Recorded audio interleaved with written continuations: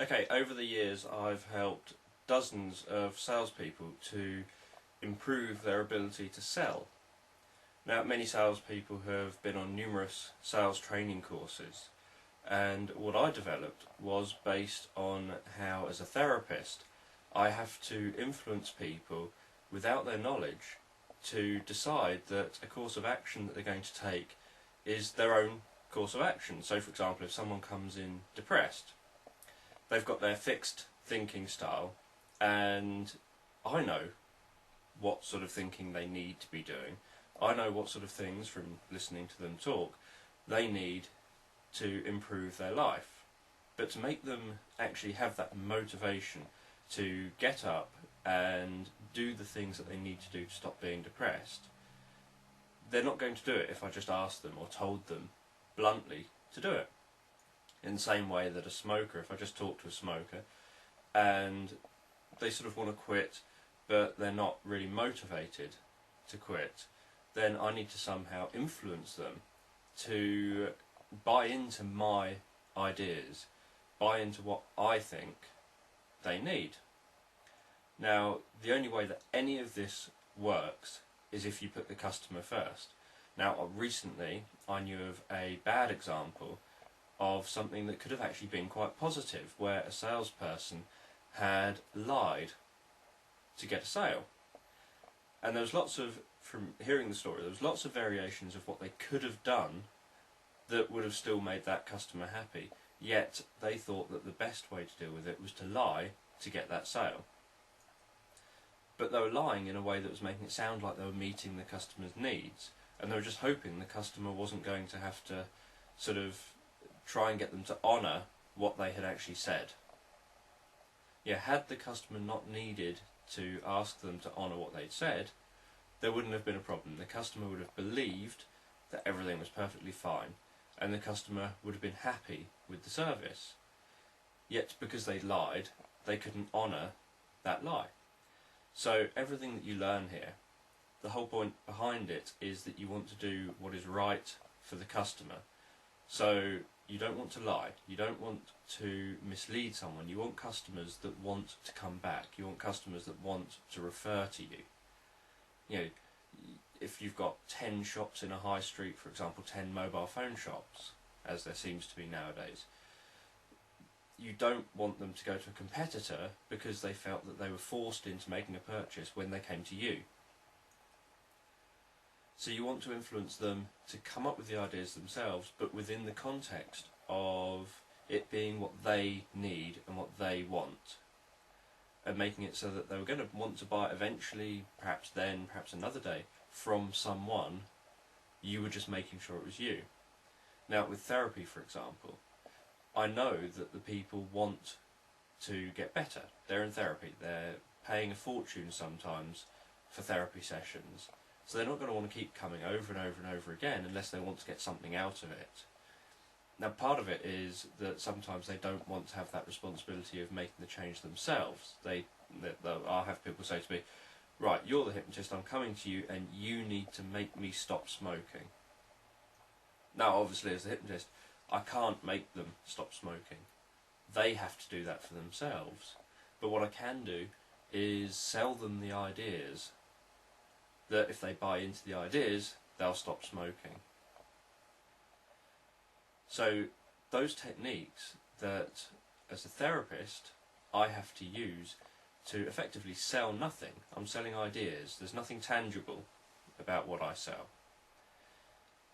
Yet I have to sort of do that bit of sales. Whereas a salesperson perhaps has a product, they might be selling an idea, if it's like selling people coming to a training course, or selling yourself if you're trying to, for example, set up a therapy business or set up a training business. You need to sell yourself to other people. So the techniques that I had learnt over the years from doing hypnosis, doing therapy, and actually having hundreds and hundreds of hours of influencing people to buy into ideas, buy into what I'm saying. I've been teaching those ideas to help salespeople to sell in a way that's very customer focused. It's very sort of in the best interests of the customer. So I would never condone a salesperson lying or bending the truth to get the sale. Yet there are ways of wording things, and there are ways of finding things out that can actually help those customers.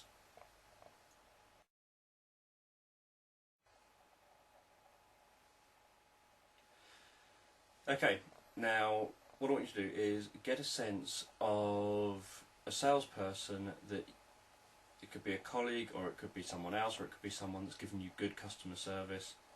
Just a salesperson that has done a really good job of selling with you. And stand up and imagine a circle in front of you.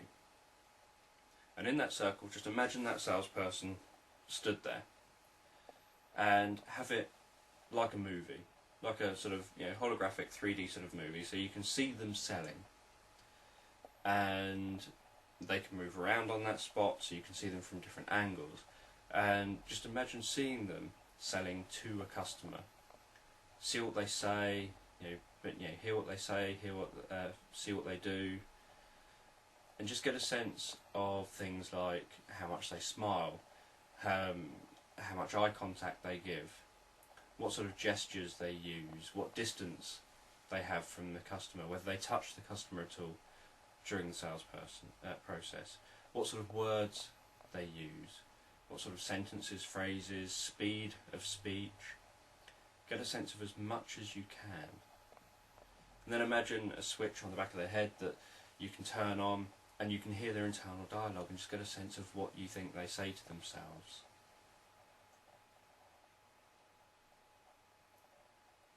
And just sort of hear them saying it, what tone of voice they say those words in, what kind of words they use. And get a sense of what feelings they experience. So just sort of imagine working out what feelings are going on inside their body and how the feelings are travelling in their body, like from the stomach up to the chest perhaps, and then round back to the stomach, almost like a positive churning feeling. So just get a sense of all those things and give that feeling a colour, so you can almost see a colour moving around inside their body. And then what I want you to do is, in just a moment, step into that them there and clench your fist and take a deep breath in. See, and then really just become one with them. So you begin to try on everything about them. So you try on their way of talking. You see what they see through their eyes. You hear what they hear. You hear their internal dialogue inside your head. You feel that feeling moving around in your body with that colour.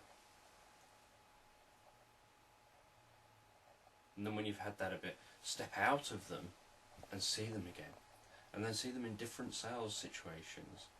Perhaps ones you've seen them in for real, and then ones that are perhaps challenging, or ones that you would expect to be in. Seeing how they would sell in your environment. And then again step into them, clenching that fist, taking that deep breath and become one with them. Now you can do this process over and over again. And you can take lots of time to do this process. We're just rushing through it here to give you the structure so you know what to do. So then step out of them again, opening your eyes. Now what you're doing by doing this is linking, clenching that fist, taking that deep breath, and that circle with them standing in it. All with being able to access that state and their behaviours. In the same way that in an experiment that was done where people were asked to play golf and then they were asked to play golf and pretend they were Tiger Woods, they did significantly better as Tiger Woods. Because they imagined being Tiger Woods, they took on Tiger Woods' sort of personality, Tiger Woods' style of play and everything. In the same way that babies learn an entire language, they learn how to walk, how to talk, they learn all these skills without any lessons, because they imagine being the adults they see around them. They take on those characteristics, and then that accelerates their learning. So come back and use this technique over and over and over and over again throughout the whole course. The more you learn, the more you can integrate into that ideal salesperson in front of you that you can then step into and take on. And whenever you're in a sales situation, all you need to do then, once you've practiced this over and over again, is to clench your fist, take that deep breath, or even, as some salespeople have done, they imagine that circle outside their office door, so that as soon as they step out of the office door, they step through the circle, taking on the characteristics as they walk towards the customer.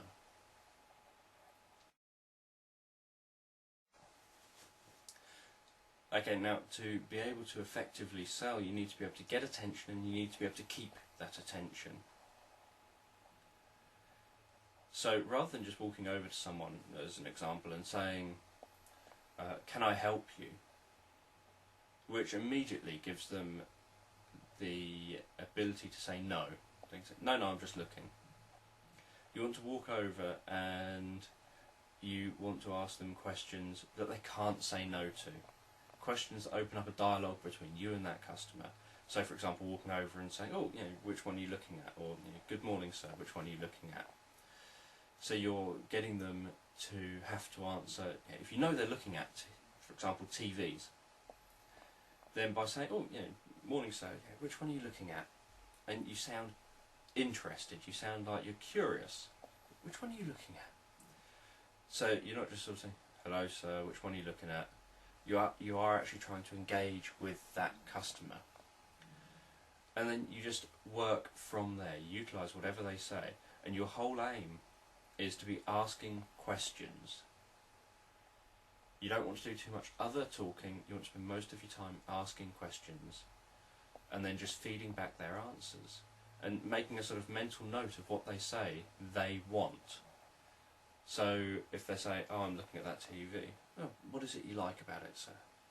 Well, I like the fact that that image on the TV, that's just brilliant image.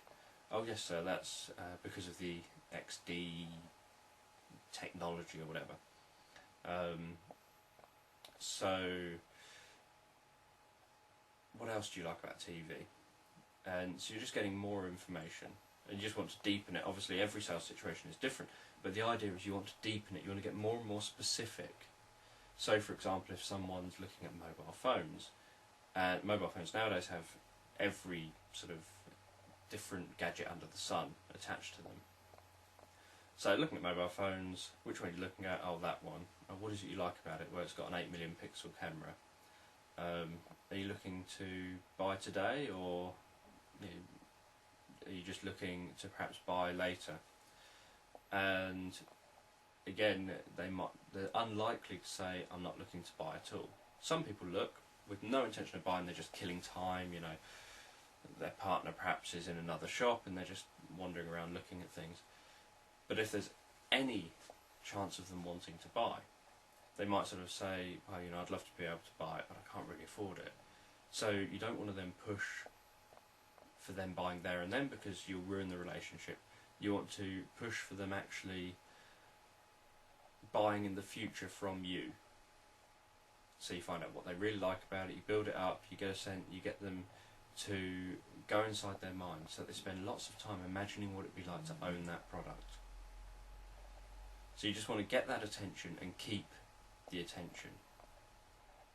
And you want to do that positively, but any way you can. I've known salespeople, for example, that will happen to have a load of money on them at the time a customer comes in. So they're just sorting out the till. Because money obviously grabs attention. And then they'll talk to the customer, and the customer obviously has already seen the money and they've got that attention, and then they'll ask all these open questions that keep the attention. So you just want to grab attention in some way, positively, and then keep that attention focused on you and the product. Predominantly on the product, with you associated with it to the extent that hopefully they'll want to buy from you rather than even one of your other colleagues. Okay, when you're selling, it is important to be congruent. It's no good selling something, for example, I wouldn't be able to sell payment protection insurance because I know full well that I got payment protection insurance because I thought it was a good idea, and when I got ran over, I couldn't claim on it. despite the fact that I met every criteria. I was hospitalised, I was put out of work, I was off sick long term. All these things actually were covered, but because they didn't want to pay out, they stalled and stalled and stalled and stalled and stalled until the date came and went where the claim had to be made by, and then they sent me a letter saying, oh, we've realised you haven't claimed on this, if you want to you can. I filled in the forms, they sent back saying, I'm sorry, the date has passed now, you can't claim. So I wouldn't be able to do a job where I was expecting to con people into buying parent protection insurance, because that's what my opinion would be, that it would be conning people into buying it.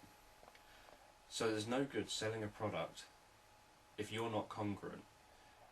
What you sell, you need to be thinking, if I had the money, I would own this product, or I do own this product.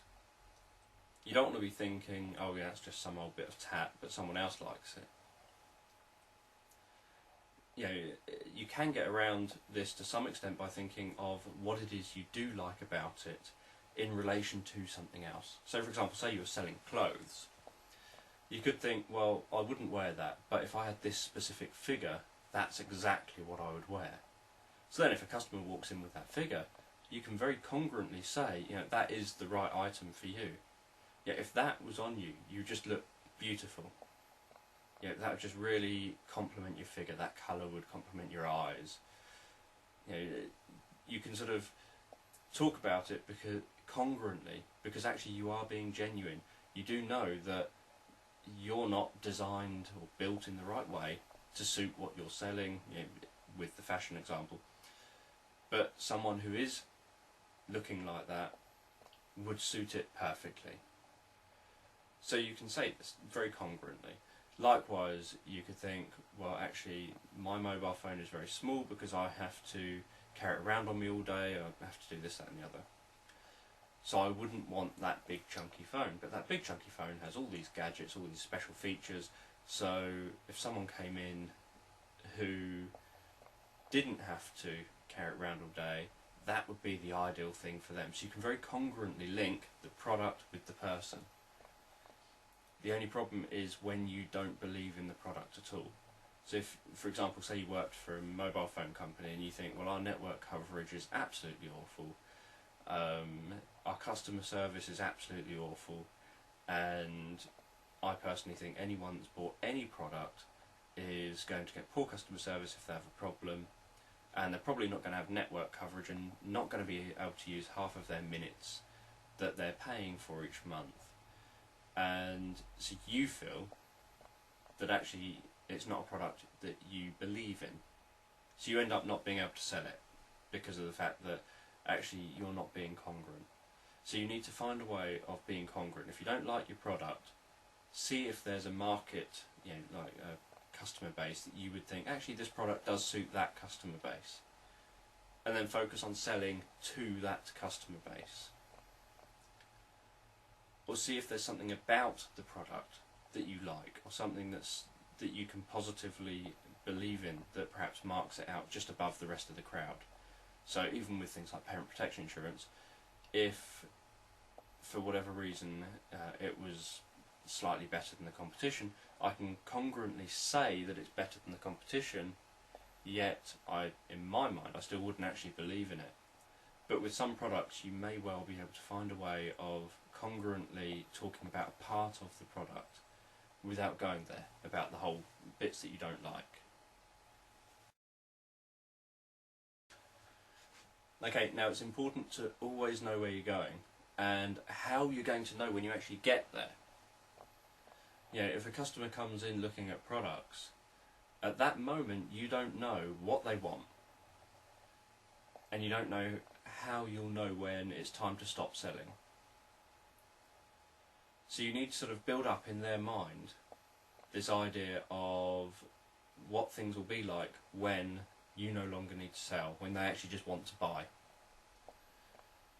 And you need to know exactly what they want. So you need to get from the customer what specifications they want, you need to get what they want the thing to look like, whatever it happens to be. You need to get what feeling they want associated with it, because remember, the biggest thing about being a salesperson is that you are selling feelings. It's not that you're selling a product. You know, products are just material bits of goods. Or you're not just selling a service. What you are selling is a feeling. You want them to feel good or to feel excited. There's going to be a feeling associated with what it is that they want. So, for example, if you were selling adventure holidays, you want to sell the feeling of excitement, so that they feel so excited at the thought of the adventure holiday that they then buy from you rather than going to someone else. If you're selling mobile phones, perhaps it's a feeling of, you know, look at me, I'm so cool, I've got this brand new phone sort of thing. So you want to find the feeling, and that could be confidence in that example, or you just want to find that feeling that they want. You don't have to give it a name. You know, some feelings are very difficult to name. But you have to know that you are eliciting from them a feeling that you're going to build on and get bigger and bigger, and keep it linked with what you're selling. So it's important to sort of keep in mind that what you're selling is feelings. And as well as keeping in mind that idea of the feeling you want as that sort of end goal, you need to know what product you want.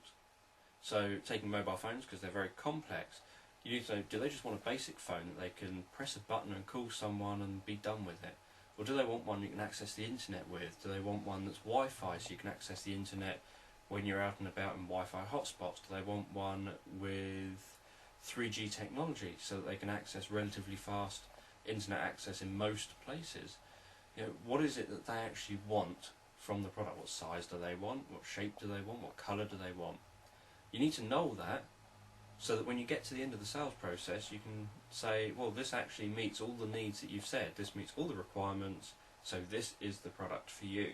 It's the right price, it's the right shape, it's the right colour, it's got the right specs, it makes you feel right, so this is the product for you. And you want to know when it's time to end the sales process. So by knowing what they want, you then also know where you want to go. You know, right, okay, as soon as we've reached that point of having everything they want all in one package, or as much as possible, there might be some things they'll compromise on if you can't find something that meets everything. And so you know where you're going. Okay, now when you are working with a customer, you want to pay attention to the language they're using. And this is the same actually when you're selling yourself in an interview, that you want to listen to the language that the interviewers are using. So you start off listening out for the words they're using, like, well, what I would like is this, ideally it would have that. So using words like would, which is a possibility, it's not a reality. And you want to look for that change. You want to look for that moment where they go from saying, well, I want something that would have this and this and this and this, to when they say, so when I'm out and about with this phone, how long will the battery last? So starting to use time-based words that are associated with something that, you know, they own. So it's like, for example, in an interview, they'll say, well, the type of candidate we're looking for is X, Y, and Z. And what would be expected of someone when they get the job is X, Y, and Z. To, well, you know, when you come and work here, this is what we do. You know, what your average day will be is blah, blah, blah. So they start talking, implying already having what it is that you're trying to sell them. Or in the case of the interview, they start implying that they've already decided to hire you in their mind. Now, I've done this when I've gone for jobs in the past. I've had entire panels, you know, sort of 5 people sat opposite me, interviewing me for a job, and you listen to everyone's language, and you see the point where every individual gradually starts talking in this sort of way where they're implying that they've already decided to hire you. Once they're all implying that, you know that, say there's 5 people, once 4 of them are implying that they've already decided to hire you, there's an incredibly high chance that you're going to get hired. Because 4 of the people, when they have their after-interview meetings about, you know, which interviewees we're going to hire today, sort of thing, 4 of the 5 of them are going to be saying, I actually quite like that one.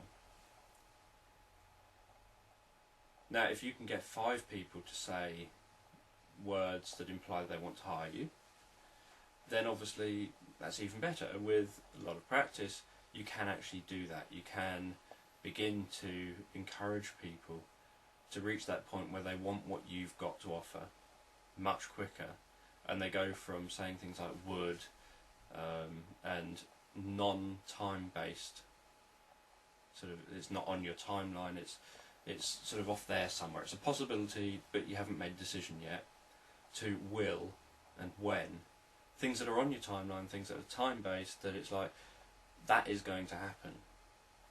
And this is what I do with therapy. I'll spend a lot of time saying, so what would it be like when you feel much better in the future?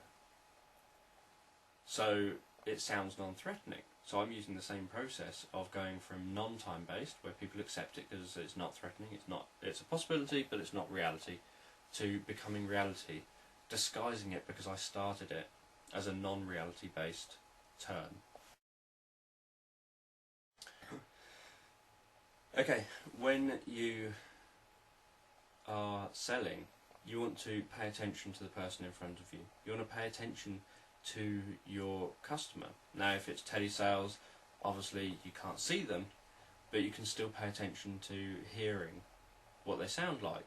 So you can pay attention to the sound of their voice, you can pay attention to the pitch of their voice, you can pay attention to the rhythm of their voice, pay attention to their breathing patterns.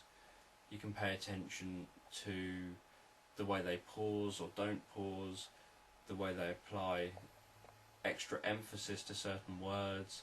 So you can pay attention to a large amount of information still. And what you want to do is to begin to recognise what's going on for that customer. So in a sales situation where you can see everything and hear everything, you want to be watching them, paying attention to all of their different facial expressions, pay attention to things like, you know, whether their cheeks go red or become pale, whether their lips become more full or less full, what they do with their eyes, pay attention to head movements, pay attention to body movements, pay attention to gestures. So you want to pay attention to all these different things visually. You want to get a sense of what they feel inside while you're paying attention to all of this. And you want to pay attention to, as I've just said, all the auditory information that they give off to do with their speech and things like that. And in doing that, you can then begin to notice patterns. So as you talk, you can begin to notice what their response is for, you know, this is me when I'm happy. What their response is for, this is me when I'm not very happy and not interested in what you're selling.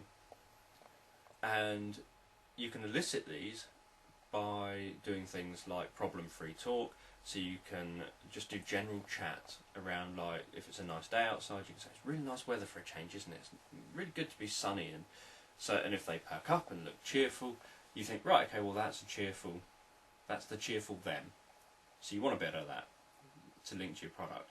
So when you talk, you want to look out for what you can say and do that makes them experience that same sort of emotion, and you want to notice that they're experiencing that by seeing the actual sort of changes to their physiology, changes to their voice, picking up on all of their minimal cues. And it is all about looking for patterns. So you want to avoid the things that actually, like for example, if you say to them, say you're telling a story, because if you say something, people instinct, like if I start talking about my mother, everyone watching this instinctively, whether they know it or not, will have thoughts of their mother. And they might not consciously be paying a great deal of attention to it, but just for a few moments they'll be thinking of their mother. And that's just a natural human thing that happens. So if you start talking about, oh God, you know, I had this, I went into this shop the other day and the salesperson was absolutely awful, you know what I mean? And as soon as you say that, they think, oh God, yeah, I know some people like that. So you think, right, that's the expression they use, that's the tone of voice they use, that's the facial, you know, the tonal, the colouring to their face, the sort of widening or narrowing of their lips, the eye movements, that's all associated with that negative. We don't want that. So you now know that, so you know, right, that's the pattern to avoid. And so if you ever get near that, say you're saying something and all of a sudden they start, you think, right, okay, let's move away, and you can change the subject again. So you can then notice their patterns and go down the right path. Now, you can evoke patterns using things like metaphors, stories, using a whole range of techniques.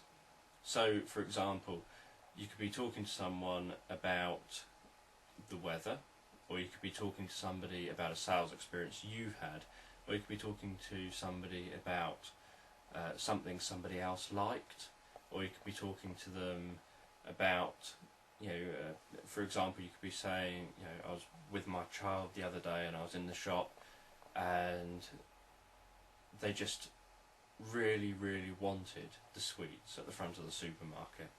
And they were screaming and screaming. They were so desperate to have it. You know that feeling of, you know, you've just got to have it, and the whole world revolves around wanting those sweets for that child. And what you're doing is eliciting that sort of idea and the patterns associated with when the adult who you're talking with used to do that when they were a child. Because all adults used to do that. All adults used to want things so bad that nothing else in the world mattered at that moment. They just wanted that toy, or they just wanted that sweet. So what you're doing is, without overtly saying so, you're eliciting the patterns associated with impulse buying, associated with just wanting to have it.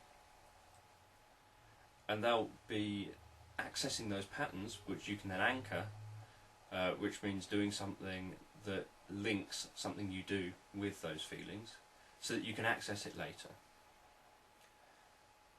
You can equally, you can sort of, for example, say, for me, I might say, I was out with my girlfriend the other day, and we're wandering around the shops, and she just saw this pair of shoes she had to have. Didn't matter what I did or said, she just had to have the shoes.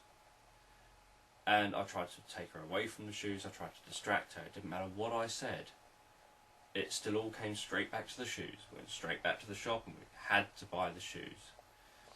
So again, you're laying down something that we've all experienced. We've all had times where we've just had to have something, we just want that thing. But you're doing it indirectly. You're not saying, I want you to experience this. You're telling a story, and because of the natural ability that humans have to match things, you're telling the story and they're thinking about those feelings without even necessarily being aware that they're doing it. And you can then anchor that experience for them so that you can use it later to enhance your selling. So you can then link, for example, that instinctive sort of impulse buy state with the product you're about to sell them. Okay, anchoring for your own learning.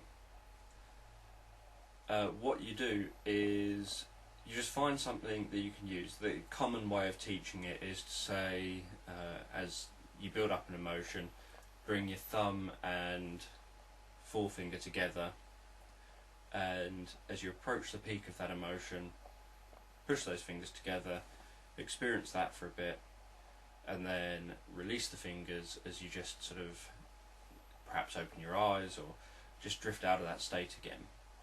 And then again, build up that state, push your fingers together as you reach that peak, and then experience that for a bit, and then release the fingers. Now, the higher the level of emotion, the less repetitions you need for anchoring. So for example, a phobia is a form of anchoring. It's normally a one-time learning event. So with a phobia, for example, you're out in the country, you're walking along, and as you're walking through some trees, you push on a branch and a spider flicks off and lands on your face. Nice big juicy spider lands on your face, and you scream, and you're absolutely terrified. And then the next time you're out and about, you see something rustling, and you think, and you think it's a spider, even though it's not a spider. It could be anything at all. And what's happened is you've done one-time learning. You've done anchoring with an extremely high emotion to something relating to that spider, or something relating to what was happening at the time the phobia was set. So it could be the rustling leaves or whatever. In the same way that if, say, you're at a birthday party and you're surrounded with balloons and things, and you receive a phone call to say a relative has died, and the first thing you see at the time that you hear that bad news is this balloon, and all of a sudden you have this fear of balloons, because you've now associated that incredibly strong emotion with seeing the balloon. So anchoring, the stronger the emotion, and it can be happy emotions as well, and it can be even sexual emotions. Fetishes can very often be caused in the same way that phobias can be caused, except sort of with a different feeling. So for example, you could be, I don't know, having sex next to a pantry with some shoe polish there, or you see the shoe polish at the peak of the sexual experience, and all of a sudden your brain, not consciously done, but your brain has now linked that high sexual emotion with the shoe polish. And then all of a sudden, out of the blue, you seem to have this fetish for shoe polish, and you've got no idea where it came from, because you weren't paying attention at the time to the fact that you saw the shoe polish, but your unconscious mind was. So the stronger you can make an emotion when you're doing the anchoring with customers and when you're doing it with yourself, the less repetitions it takes. Advertising, like TV ads, they use anchoring, but generally it doesn't create a huge emotional state in you.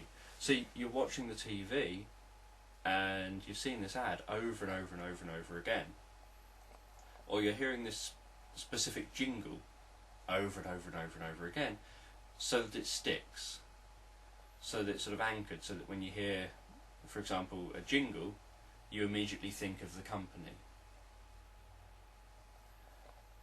So when you're anchoring for yourself, what you want to do is you can either do it how we did on a previous video, where you step in the circle, you clench up your fist and taking that deep breath. That's anchoring. You're linking clenching the fist, taking a deep breath, stepping in the circle, all with accessing a specific state. And the idea by doing it with three different things is that then you've sort of got three different things that you can set off. So you can set off, you can just be walking towards a customer and clench your fist, and as I just did then, I instinctively took a deep breath. I didn't think about that, but because I've been doing this a while, when I clenched my fist I took a deep breath already. Or you could just imagine stepping inside them, so you can do different variations because you've got these anchors that set off that state. As I've said before, generally it's bringing the thumb and forefinger together to do the anchoring. That's what's generally taught. So you can do that. You can sit down, you can imagine yourself accessing the state. For example, what state do you want to be in when you approach a customer? One person said they want to be in that they want to have sort of Eye of the Tiger playing in their mind, and they want to have that sort of your ass is mine, I'm going to get this sale sort of attitude. That sort of overconfidence, that who wouldn't love what they've got to sell, that sort of confidence. They wanted that state. So what they did is they sat down, they get themselves into that state, And as they reach the peak of that state, and it helps often to imagine the feelings as if they're colours as well, so they're cycling around inside you, to be seeing through your own eyes, hearing what you would hear, not dissociated, so you're not looking at yourself, you are actually experiencing it. And then you anchor it, experience it, let it build up, and then open your eyes, let it go. And then do the same again. Then you anchor it, have it all build up, and then before it reaches the peak, you let it go. And you've got to release the anchor before you reach the peak, because or else what you do is you set off, you have the anchor set to the downwards part, so beyond the peak, which means that when you press the anchor, you're actually setting off the end of the experience rather than approaching the peak of the experience.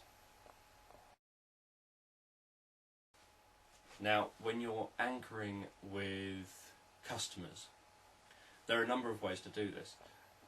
Most people like to learn how to do this covertly, so they want to anchor without the customer's knowledge. Because in most situations, obviously, you don't want to sort of say to a customer, okay, look at this phone and put your thumb and finger together. Because obviously that's a bit too obvious and it's probably not going to get you the sale. But what you can do is you can anchor by every time you elicit a positive emotion from them, for example, show them the object that you want them to buy. So you can be stood beside them, you both look at the object at the time, so you talk to them face to face here, the object is just off to the side, talk to them face to face, you get them to think of, say they start laughing because of something you've said or done, you got that really positive emotion, you then look purposefully at the object, and just like anyone, if you're sort of stood with someone, they suddenly sort of look up at something, you just glance as well. So the customer then, especially if you've got rapport, looks at that object and now has linked positive feelings with the object. And you do this throughout the sales process, and you haven't really told them about sort of the object, you haven't tried to sell them anything as such. All you're doing is constantly linking positive feelings with what you're trying to sell them. Likewise, if you keep someone being positive when they're looking at you, they anchor the positive feelings with you. And you can do things like you can touch them on the shoulder, so you can anchor embedded commands, which we'll discuss on another video, where you say a sentence, but within that sentence you mark out some words that are key words that you want them to have, almost like a hidden message. So it could be, why don't we go over by the phones over there and I'll show you some more information. And you embed by the phone in the sentence. And what you do is you could sort of say, why don't we go by the phone over there and I'll show you some more information. And you touch them on the shoulder as you do it, as you direct them, so that they don't suspect that that embedded command has just been anchored with a touch. But then when you're overlooking at the phone, you can have them talking about it, and whenever they say something positive, you can sort of touch them on the shoulder, and again, you're anchoring their positive things. So that's a sort of kinesthetic anchor. If you don't want to touch the client in any way, or the customer, or whoever it happens to be, then you can just mark it out in the same way that I just did then, with just a slight change in the way you talk. So why don't we go and look over? Why don't we go and look at the? Why don't we go by the phone over there and look at the information? So you mark out by the phone verbally. So again, that's another form of anchoring, that specific tone of voice and that specific way of saying things will then become anchored, so that when you're talking about it, you set off that emotion. So you can do it verbally, you can do it visually. So you can anchor by, for example, moving your head. So you can talk looking there, for example, when you are saying things that you want to anchor, and talk there when you're talking normally. So you've got, why don't we go and why don't we go over by the phone over there and see some information. So you got by the phone, and that's what you embedded, or that's what you anchored. So then every time you want to set that off, you just look to that specific place. Or it could be a gesture. Every time you want to anchor something, someone starts laughing and you just show your palm. Someone starts saying how about this party they had at the weekend, how good that was, and show your palm. Again, they don't pay a great deal of attention, yet you're constantly linking what they're saying with something you're doing, so that you just repeat it. And it has to always be repeated exactly the same. It's no good changing it all the time. So anchoring there and then anchoring there and then anchoring there and then anchoring, that's not going to work very well. You want to always use the same technique. And then what can happen is you don't even have to verbally say anything. You just set off the anchor with the gesture, or set off the anchor with the movement of the head. For example, Milton Erickson, the legendary hypnotherapist, he used to look down towards the ground, especially in his later life, as his way of, I'm now talking to your unconscious mind. So he'd sort of say, Daniel, some people just like to go into a trance. And they just go deeper and deeper. And it's really interesting how deep you can go into a trance. And he'll keep looking down as his way of, when I look down, you go into a trance. So then once he's done the induction and everything, all he has to do then is, during conversation, gaze downwards, and the client would suddenly drop into a trance, because they would see this anchor being fired. Now, utilisation is an important technique for sales. Utilisation is all about using whatever the customer brings to you as being a step in the right direction towards the sale. Whether they say it as a good thing or a bad thing, it is important towards your sale. So, as a hypnotic example, if someone says to me, you won't be able to hypnotise me because I'm too stressed, I can respond with, that's excellent. It's interesting that so many people come in here thinking you've got to be relaxed to be hypnotised. They don't seem to realise that without some tension there and some stress there, they're never going to be able to learn to relax fully. So you've immediately said, because you're tense, or because you're stressed, you're going to go into a trance easier. So you're actually linking what they're saying as a negative with sort of twisting that and making it a positive. And utilisation, in many cases, is very closely linked to reframing, which we'll cover elsewhere. And so the whole premise is, whatever the client or the customer brings to you, you use that towards the sale. So nothing is failure. Even if the customer just goes away with a craving for wanting to come back and buy the product, the fact is nothing is failure. So if they come in and they talk about how angry they are about something, then you can use that anger towards why they should get their own way. And then have it so that, that anger towards them not being able to get their own way is, that's what you're doing. So they've got this anger perhaps towards something that's just happened out in the street. Maybe someone's just pranged their car or something. And they've come in, they're angry, they've got this anger. And so while they're expressing that anger, you link it to the anger being associated with if they don't get their own way, which is to buy the product they want.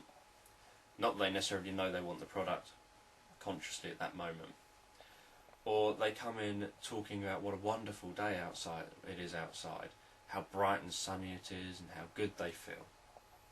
So you then link how all of those good positive feelings with your product.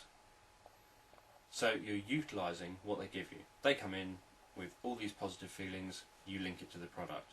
They come in with things like anger and being irritated, you link that with, for example, being angry at the thought of not being able to get the product.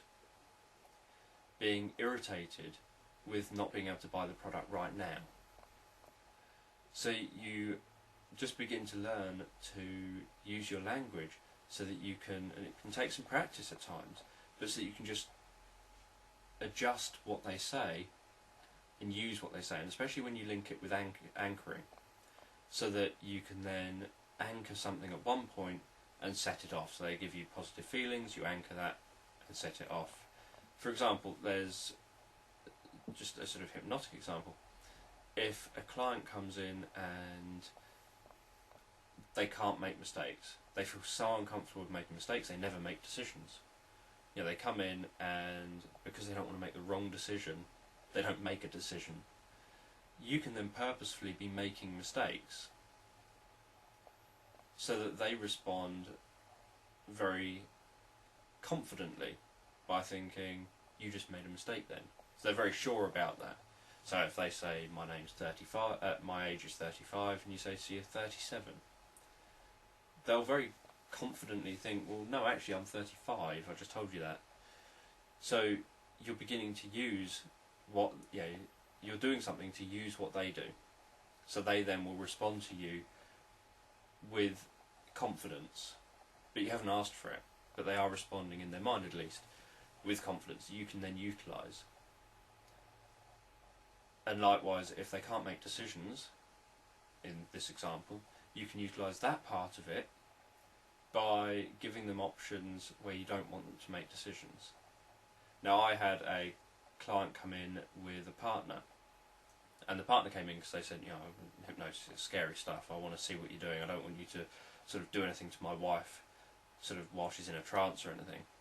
And he said afterwards, you know, that was amazing, she's never been hypnotised before, yet she seemed to know exactly what she was doing, she never got anything wrong, because everything she did was right as far as I was concerned.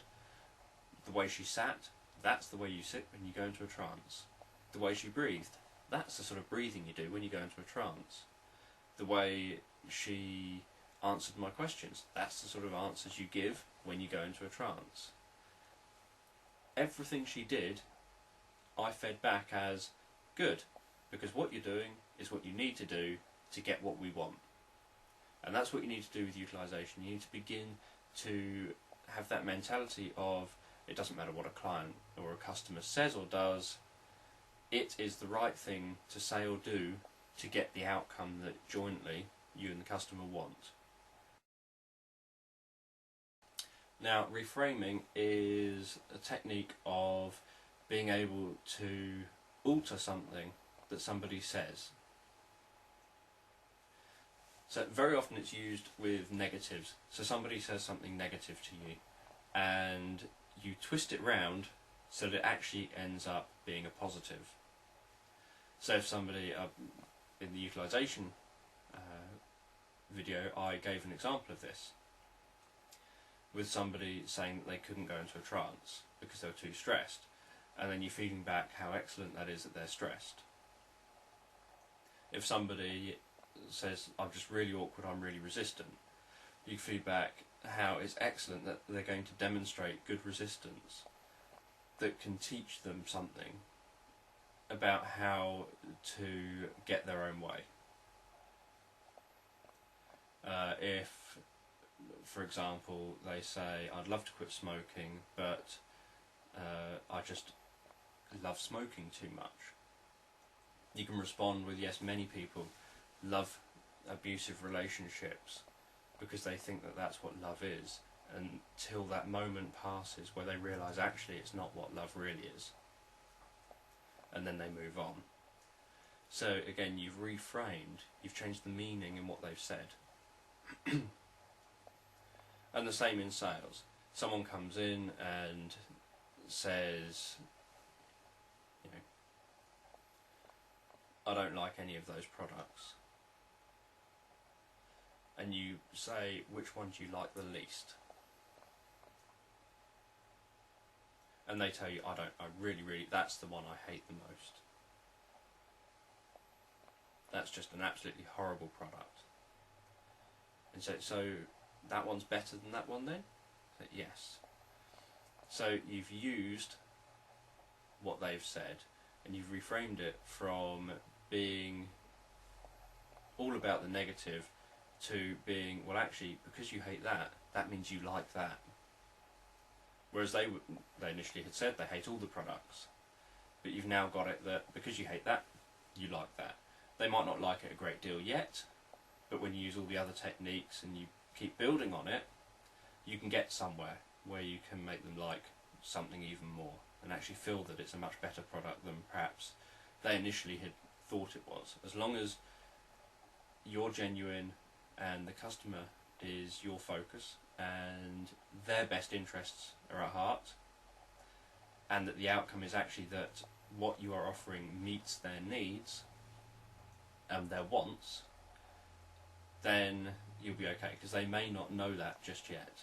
They may think, well, they're all horrible because they all look horrible, but I own a mobile phone that I didn't really like the look of when I first saw it. I just bought it for convenience because it was really cheap and I needed 2 mobile phones I could use abroad. So I just wanted 2 cheap mobile phones to use abroad. And it turned out that actually it grew on me. I bought it and I actually thought, well actually I suppose it doesn't look too bad. And now I don't think it looks too bad at all. It looks fine. So it's not that I didn't want it, it's that as a first choice, on first impressions, I probably wouldn't have chosen it for something like its looks. So you want to do reframing, so you want to be able to change the meaning in what someone says. So if somebody is saying that they don't like something, you want to turn that into a positive. You want to somehow make it that, yeah, it's really good that you don't like that, because the type of people that like that normally don't go for this one here, which is obviously far superior.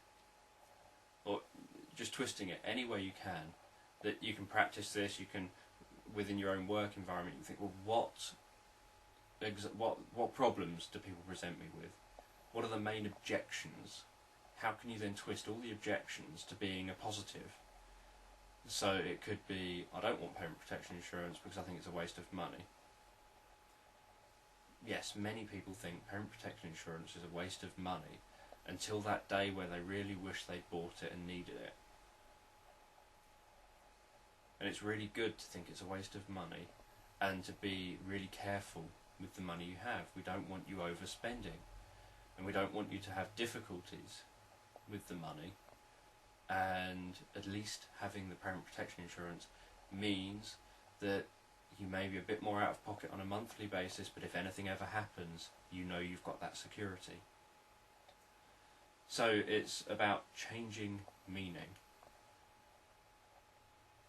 and being able to move customers forward, saying whatever you say is right for getting this sale. Okay, now rapport building is a vital part of any sort of interpersonal communication. If it's just on the phone, for example, if you're doing telesales, then you want to build rapport by matching their tone of voice over the phone, by matching their speed of speech, by not obviously mimicking them. So if they talk with an accent, you don't want to mimic their accent, but you want to get the general gist so that you feel like you're the same person. Obviously, feeling like you're the same person and being the same person are 2 completely different things. In the same way as understanding someone and liking someone are 2 different things. You can understand someone's point of view and not agree with them. So with rapport, it's vital that you learn how to develop deep rapport. Now, many courses I've seen seem to teach rapport, like for example, they'll say, you know, match what somebody does. So when somebody moves position, you move position. When somebody this, you do this. And the trouble with that is that most people, whether it's because of the way they're taught or whatever, seem to misunderstand it and end up mimicking other people. It's about becoming like the other person. So, for example, if I'm sat down talking to someone and during the conversation they cross their arms, I don't want to instantly cross my arms. So, yeah, they've crossed their arms now, and I'm sat there talking away, and I'm gesturing and talking and talking and talking, and then I ask a question. And as I ask the question, I sit back in the seat and cross my arms while I wait and listen to their answer. So me crossing my arms is following the same pattern. Building rapport is all about following their patterns. So if they crossed their arms when they sat back and listened to me, I cross my arms when I sit back and listen to them. I don't cross my arms just because they've crossed their arms. And likewise, if I wasn't listening to them, I wouldn't sit back, and so I wouldn't cross my arms. But obviously, to build rapport, you want to be listening to people, so you're going to do the same as them. Likewise with things like words that people use. If there's words that just wouldn't sound right coming from you, or sound like they're a word that only they really use, don't use it. But if they talk, for example, using very visual words, use visual words. If they talk using auditory words, like, that's a really loud colour, or then you use auditory words, and same with feeling words. So if they start sort of saying it just doesn't feel right, you might say something relating to feelings back to them in your descriptions. So you're using the same sort of language as them, but it's all about, as I say, matching their patterns, not about mimicking them.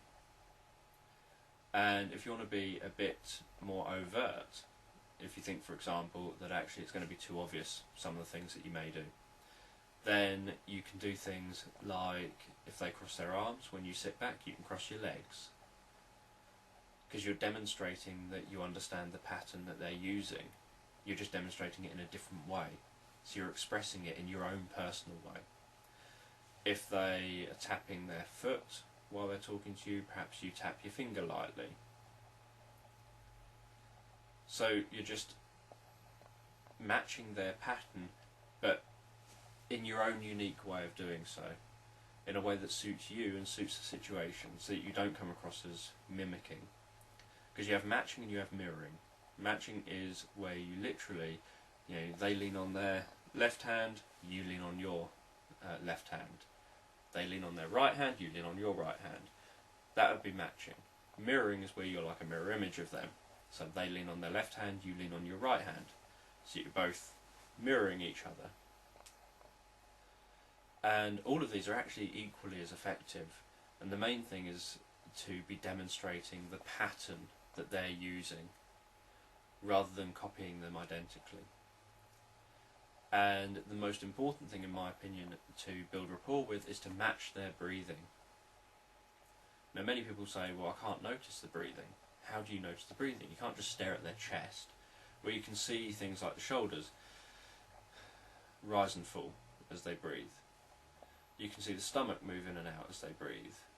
You can often, depending on what they're wearing, see their sides move out and in and out as they breathe. You can see their arms slightly raise and lower as they breathe, if they're, for example, sat down. So you can see all these. You also know that someone's breathing out if they're talking. So when someone's talking to you, you breathe out. When they stop talking to breathe in, you breathe in. And then when they talk again, you breathe out with them. So you know that when they're talking, that means they're breathing out. When they stop talking, they're normally breathing in. So you can match that. And if you can match breathing, because it's an unconscious process, it actually creates a much deeper level of rapport. And what you want to do is pace them first of all. Pacing is where you come alongside them. So you join them in their reality. You say, I'm very much like you, and I breathe the same as you. We, in many situations you can think, well, we dress very similar. I'm showing an interest in what you've got to say, so it's almost like sharing interests. I behave in a similar way to you. So you've got all of these going on, and so you've joined them, and then you lead them somewhere else. So then you add in bits of your own. And that's what you want to do with sales. You want to match them in their reality first, and then guide them, and just sort of nudge them to where you want to go. And you can do this, for example, you can change their emotional state by, as soon as you've matched their breathing, and you're both breathing the same, you can then change your breathing by sort of thinking, right, what state do I want to be in? And you create that state in your mind, and your breathing and your body changes to match that state, and you can change your voice, and so you can change all these things, and they follow you, because you've now followed them. You've joined them in their reality for a while, so now they follow you and join you in your reality, that gradually takes them from where they were. And with deep rapport building, and when you're looking for breathing, because it is really something very important to match, breathing is, and it's something that people do really tell me very often, even when I tell them ways of noticing, that they still struggle to find ways of noticing. So as well as visually seeing, you can hear as well. So like if you're on the phone, you can hear when someone takes a breath. In the same way that if one way of practicing this is to listen to singers singing, and don't listen to the singing itself, but listen out for the breaths they take between the singing that they're doing, just so you begin to notice that sound of someone just breathing in. And then when you're sat opposite someone and they're talking to you, or they're, you know, whatever the conversation's about, you can begin to hear them breathing. So you've got the auditory sense that you're using as well as visual. So if you can't necessarily see them, and likewise if you stood beside them, to be able to hear them breathing means that you don't have to keep looking at them necessarily. If you're looking at a product, you don't have to then keep looking at them just to sort of be able to see what they're, how they're breathing, and to be able to match them. Okay, now you want to be able to do good information gathering. When you're in a sales situation, you want to be able to find out exceptions to the rule. So at times someone has liked something when otherwise perhaps they might not have done, or just something that's good about something. You want to gather information about what they like, what they don't like. You want to discover resources. So by that I mean you want to be able to find out, for example, whether you can elicit a state in them of a previous time when they've bought something they really, really liked, or eliciting a motivational state, or eliciting any positive state that will be geared towards getting that sale. So you want to discover all of these bits of information. You want to ask what, when, where, how type of questions. You want to ask who questions, and occasionally you might want a why question. The thing about why questions is that they're always opinion based when you get the answer. So unless you want the person's opinion, you don't need to ask the why questions. But sometimes it's useful to have someone's opinion. But usually you want things that are grounded in fact. So say for example you're selling a car, and you want to know what the person wants. You want to know sort of how much they're willing to spend. You want to know, you may want to know the whys of, why do they want that specific item, although it does run the risk of them coming up with a negative. You want to know how other people will respond to them having that item. Who will see them driving that car? What will those people think? So you want to gather information relating to getting the sale in the first place, and including what has stopped them in the past. So if they say, I really, really want this car, you don't necessarily want to ask them directly what stopped you in the past having this car, but you want to know what stopped them making that purchase before. It could have been a bad salesperson, it could have been they didn't have enough money, but whatever it is, if you can overcome that issue, you can then move them forward from it.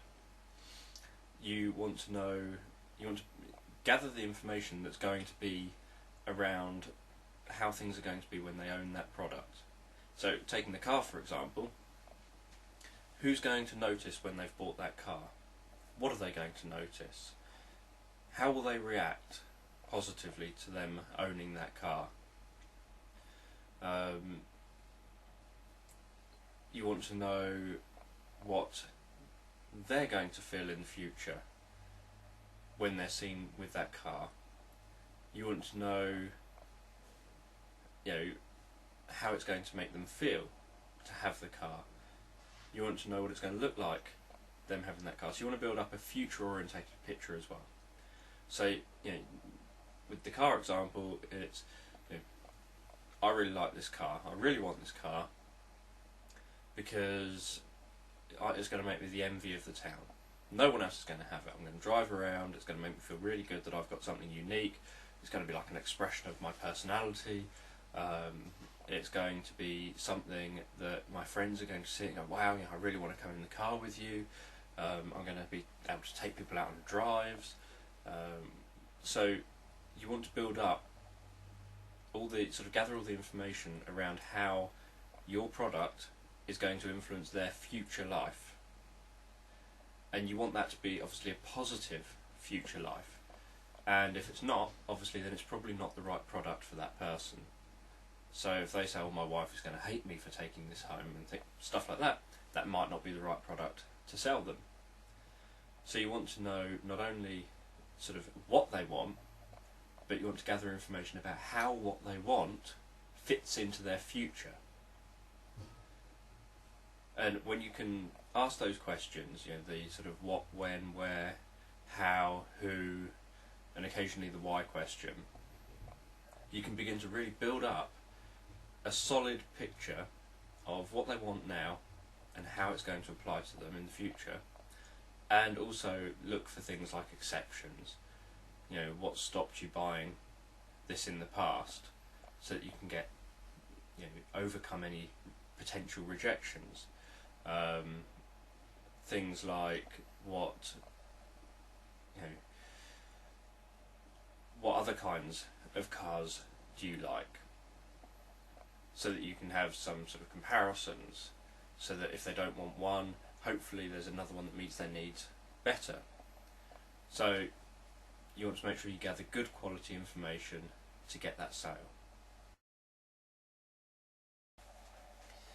Now, once you've gathered all of the information, the next stage is to actually set some goals.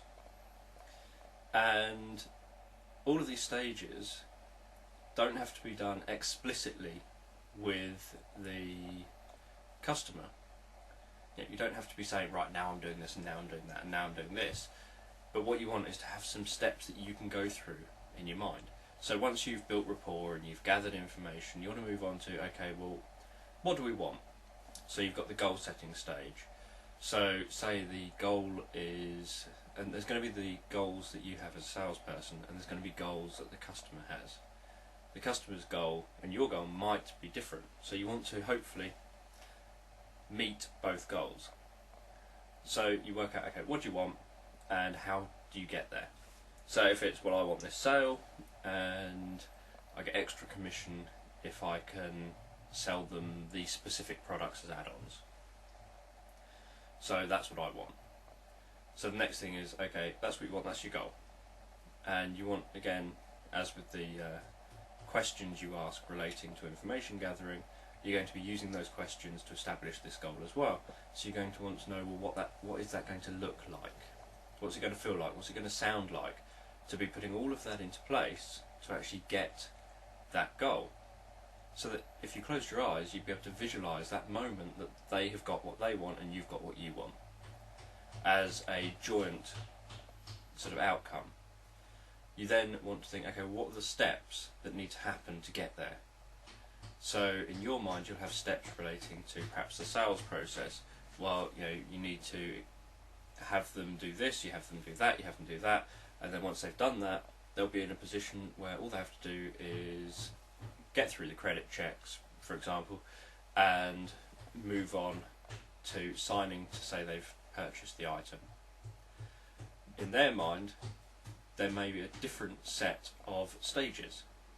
But from the information gathering, you will have asked questions around what they want and around how they would get there, and you would have overcome any objections. And obviously part of your process would be that to overcome those objections there may well be stages that you have to go through. Perhaps it could be just have a stage where you've explained something, or it could be stages where you have to be more sort of detailed, where you have to actually perhaps do something instead. So put something into practice, or make some phone calls. So you'd look at the steps needed to take to get to that goal and the goal itself. And after you've got the goal, the next step is to work on, okay, now that you know, you've built rapport, you've gathered information, you know what the goal is. And remember, all of the rapport you're going to do throughout. The information gathering you're technically doing throughout. So you've got the goal, then you need to sort of agree, not overtly necessarily, but agree what those steps were. So you've already established using information gathering that there are steps and there is a goal. Now you just need to sort of agree that those steps are in place. So it could be feeding things back, like sort of saying, so when we can get this, this and this in place, then you can have that. And it could be something just in your mind, it could be something with the customer.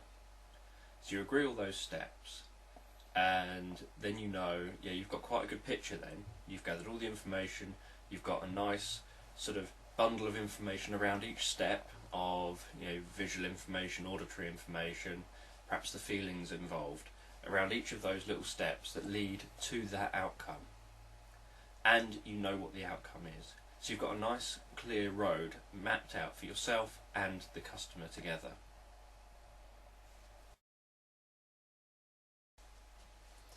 And after building the rapport, gathering all the information, making sure you're clear on what the outcome is you want, doing the goal setting, making sure you've sort of agreed a strategy, you know what stages have to be gone through to get to that goal.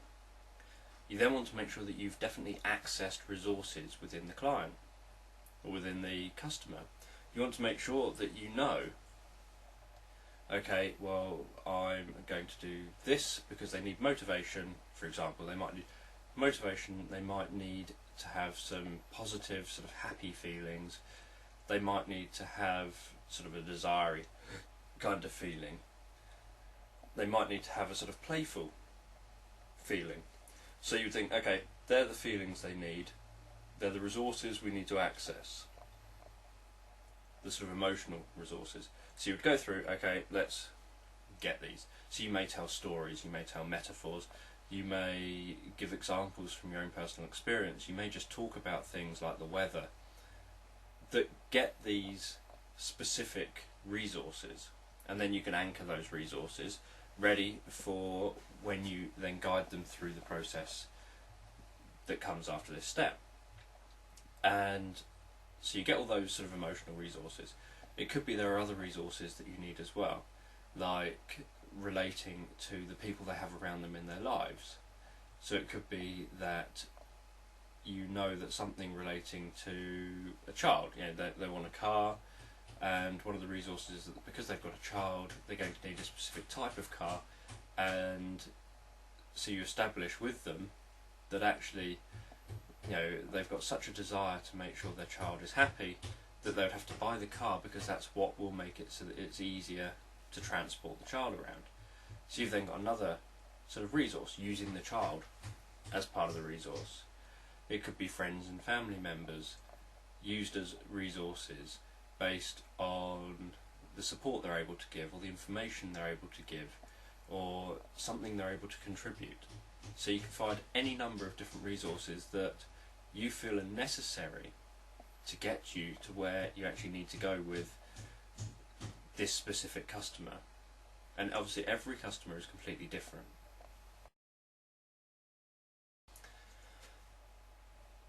And the last part of this process that's taken is the regard model, and it's taken from Human Givens psychotherapy.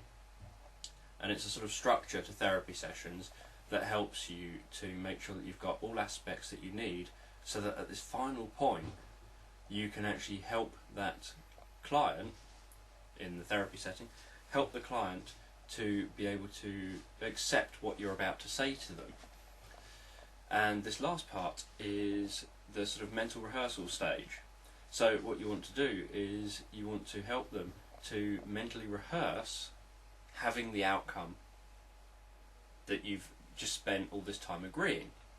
You know, so you've built the rapport, you've gathered all the information, so you've got a nice clear chunk of content to work with. You've set the goal, so you know where you're going. You've agreed how to get there. You've got all of the visual, auditory and feeling based sensory information around all of those stages and that goal.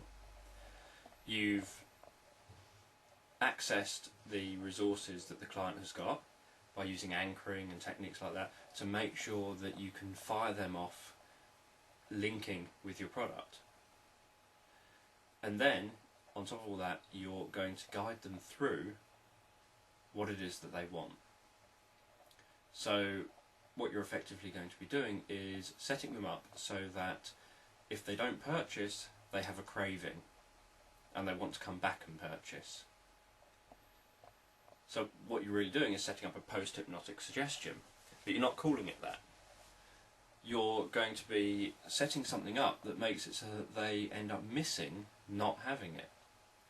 So if they don't buy it, they miss it, and if they miss it, they want to come back and buy it. So even if they don't buy there and then, you've set them up so that you know they're going to really, really want it in the future. And as with many cravings, the longer you go without it and the more you keep dwelling on it, the more you eventually want to go back and get it.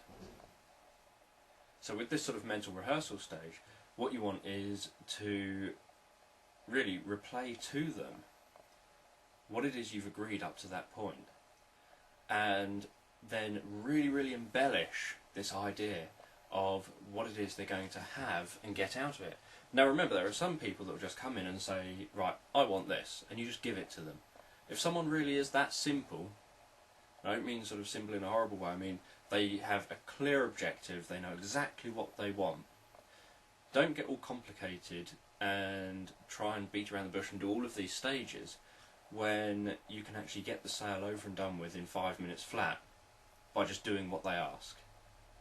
So if you really get a good customer like that, then just snatch it. Just take that moment to do that, because you deal with that customer in 5 minutes, that means it's giving you more time to deal with the other customers that need this extra attention to work on.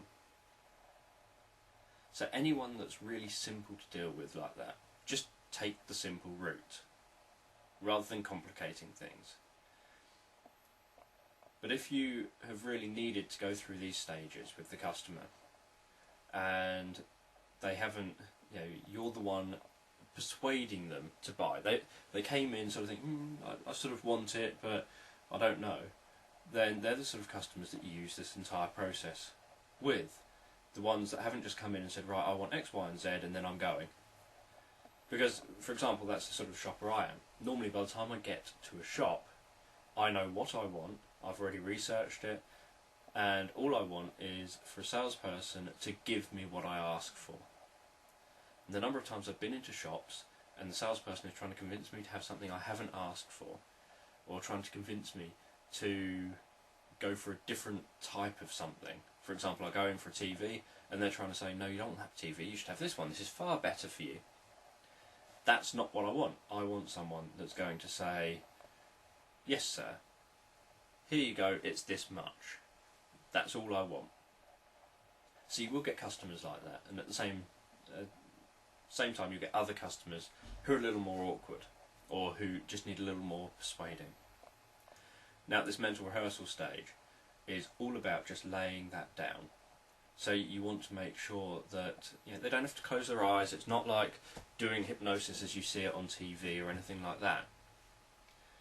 It's about just laying down that idea in their mind. You know, we all daydream with our eyes open, and you know at the time you're sort of visualising, but you're not really paying attention to the visualising. you're just going with that sort of daydream. And that's what you want to do with the customer.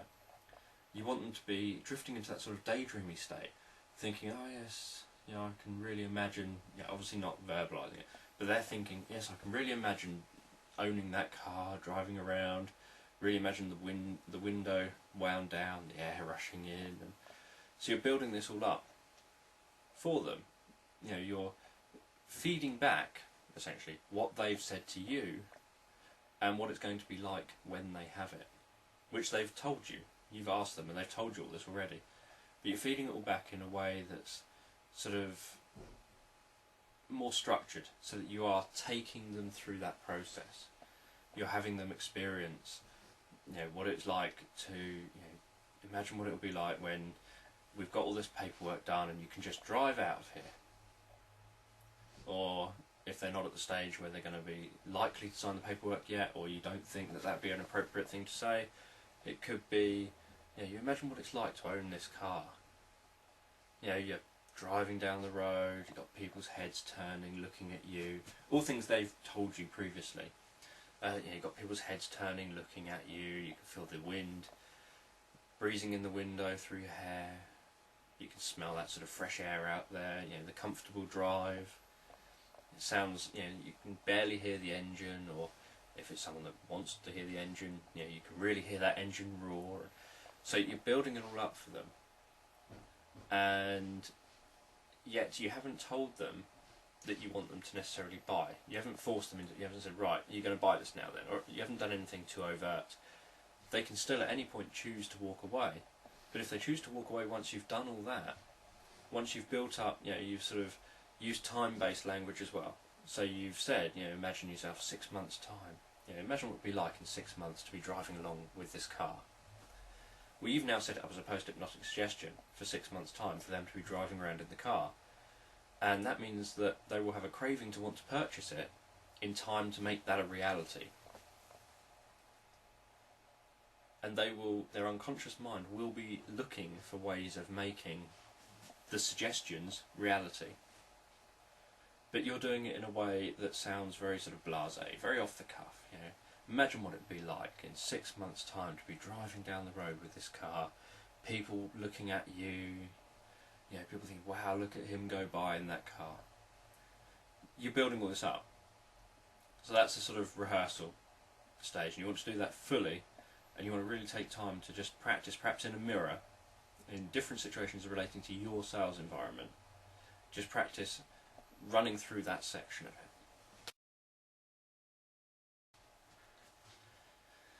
Now, when working with your various customers, just have an awareness of their basic needs, you know, their basic emotional needs. Because we all have emotional needs. We all need to give and receive attention. We all need to feel in control of things in our lives. We all need a sense of status. We all need to feel that we belong to the wider community, or belong to groups, or, you know, belong even to just a family.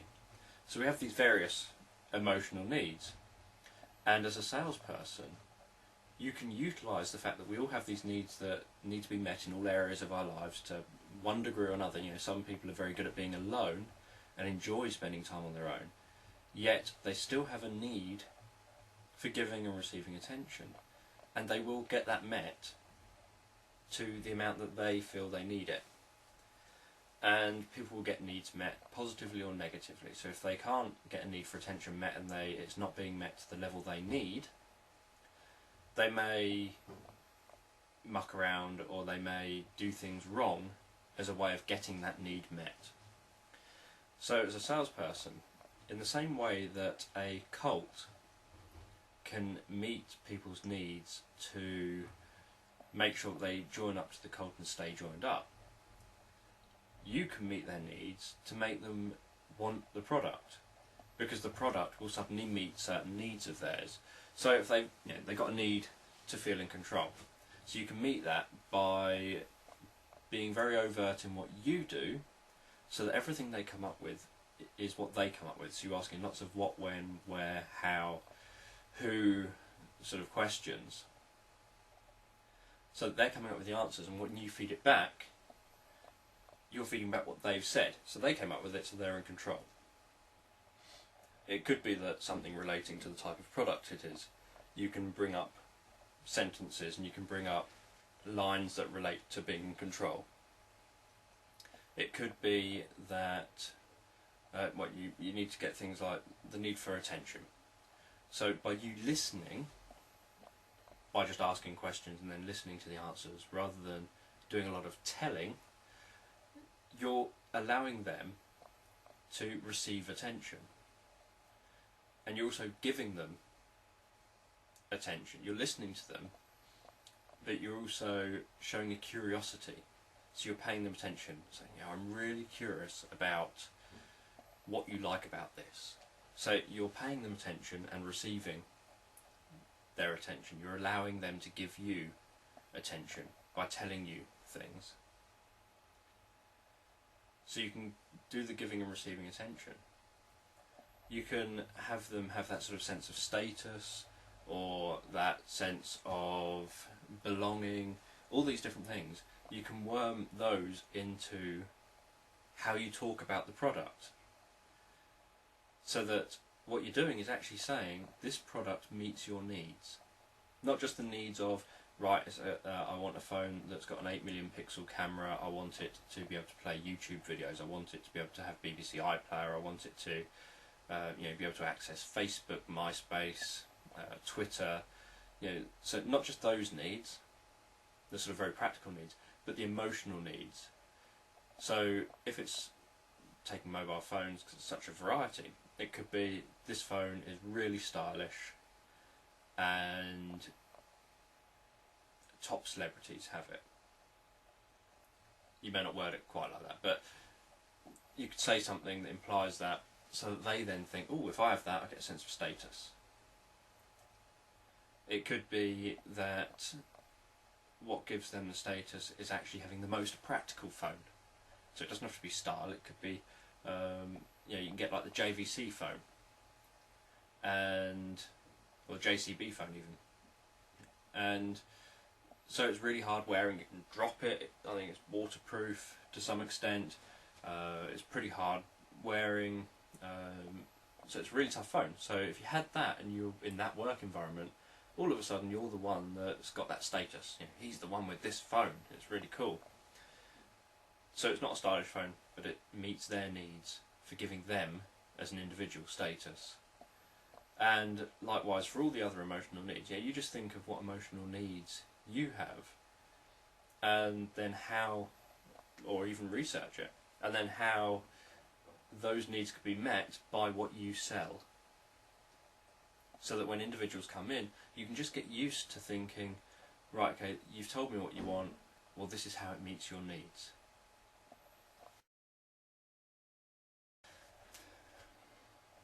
Okay, many years ago there was something I created called the ABC sales plan. And I created it based on research that neuroscientists, for example scientists with the mindlab.org, were carrying out into how people impulse buy. So they would wire people up and they would send them shopping, and they would look at their brain maps, look at what's going on in the person's brain as they're walking around the shopping mall. And they had eye tracking glasses on as well, so that it could be seen what they were looking at in relation to what their brain was doing. And they were able to work out when people were going to buy a product before the person consciously decided to buy the product. And from this research, and from working with people at the Mind Lab, I developed the ABC sales plan, which mirrors this natural process that goes on. Now that happens automatically and unconsciously, and obviously we don't have the luxury of being able to guarantee we've always got the right product to just automatically trigger off that unconscious response. So you have to sort of work on it on a more sort of conscious level. And so what I created was the ABC sales plan, because it was an easy way to remember to build attention, then get attention, build up an emotional response, and then close. Because they're the 3 stages associated with impulse buying. You know, when someone impulse buys, say, female's walking around a shopping mall and all of a sudden sees a pair of shoes. And she hasn't consciously seen them yet, she's just walking through the shopping mall. And out the corner of her eye, she sees this wonderful pair of, say, red shoes. And they capture her attention. So that's the grabbing attention stage, the A. Then what happens is, as she becomes more aware of them, she suddenly starts to imagine what it would be like to own those shoes, and she starts to build up a positive emotional response to those shoes, creating a positive emotional connection or bond with the product. And then she goes and buys them. That emotion gets so great, she thinks, I'm having them. And then she has them. So that's the close. And as a salesperson, you can do that exact same structure. You can grab their attention. You can direct it towards a product. Then you can build the emotional response. So you do all of the stuff about gathering information, about anchoring. You do all of that to really build that response. Build their sort of, all the positive feelings that need to be associated with that product to make them buy it. And then once you've got that response really whipped up really high so that they really, really desperately want that product, and they really want you just to say, here, have it. At that point, you close. You don't keep going trying to convince them to buy it. You don't sort of add in extra stages. You just literally get their attention, direct it to a product. Build that attention, build that sort of the emotional connection to that product. So build up that emotional response. In the same way that I mentioned in the anchoring section about how people can get fetishes because of having a high level of, obviously, positive emotion when they happen to see some random object. And you can do the same. So you can make them have that high level of positive emotion linked with your product. And then you close and literally just sort of say, okay, going to buy now, sign the paperwork, etc., etc. Or go into the till now, or whatever kind of business you're selling in. And the same process works for people who want to use these techniques for advertising. That you do something at the beginning of the ad to grab attention. Any way you can, something that really gets your attention onto the TV, for example, if it's a TV ad. And it could be something suddenly loud, or it could be something so that people that are just in the kitchen making tea or not paying attention to the TV suddenly want to see the TV and want to see what's going on. Or something that sounds very exciting that you're missing out by not seeing it. So you have that, then you build that emotion throughout the advert. So over the space of sort of 15-20 seconds, you're building the emotion, and then you slam the product name or the product image suddenly in people's face. So that while they're still having this emotion that's still rising, so you don't want the emotion to reach the peak and begin dropping, as I've mentioned in the anchoring section. So while the emotion's still rising and they're thinking, wow, this is really cool, this is really cool, you slam the product image or the perhaps catchphrase or the actual name of the product, whatever it happens to be, you slam that in their face, say, there it is. And then you've got your 3 stages. You've got your close. They then want that product. When they see it out, they get this, they see the product and they get this sudden rise of emotion and then think, I want that. Okay, eye-accessing cues are an excellent tool to look out for within sales. So you're looking at someone, and what happens is when people talk to you, they look in different places depending on what part of their brain they're accessing, what sense they're accessing. And everybody's different. So you see on numerous courses people saying, when this person looks up here, that means they're this. And there is, from experience, a majority of people that follow one pattern. But there's also people that just follow another pattern or follow their own little pattern. And my way of remembering it is imagining holding my hand up like that, so that I've got a C facing me.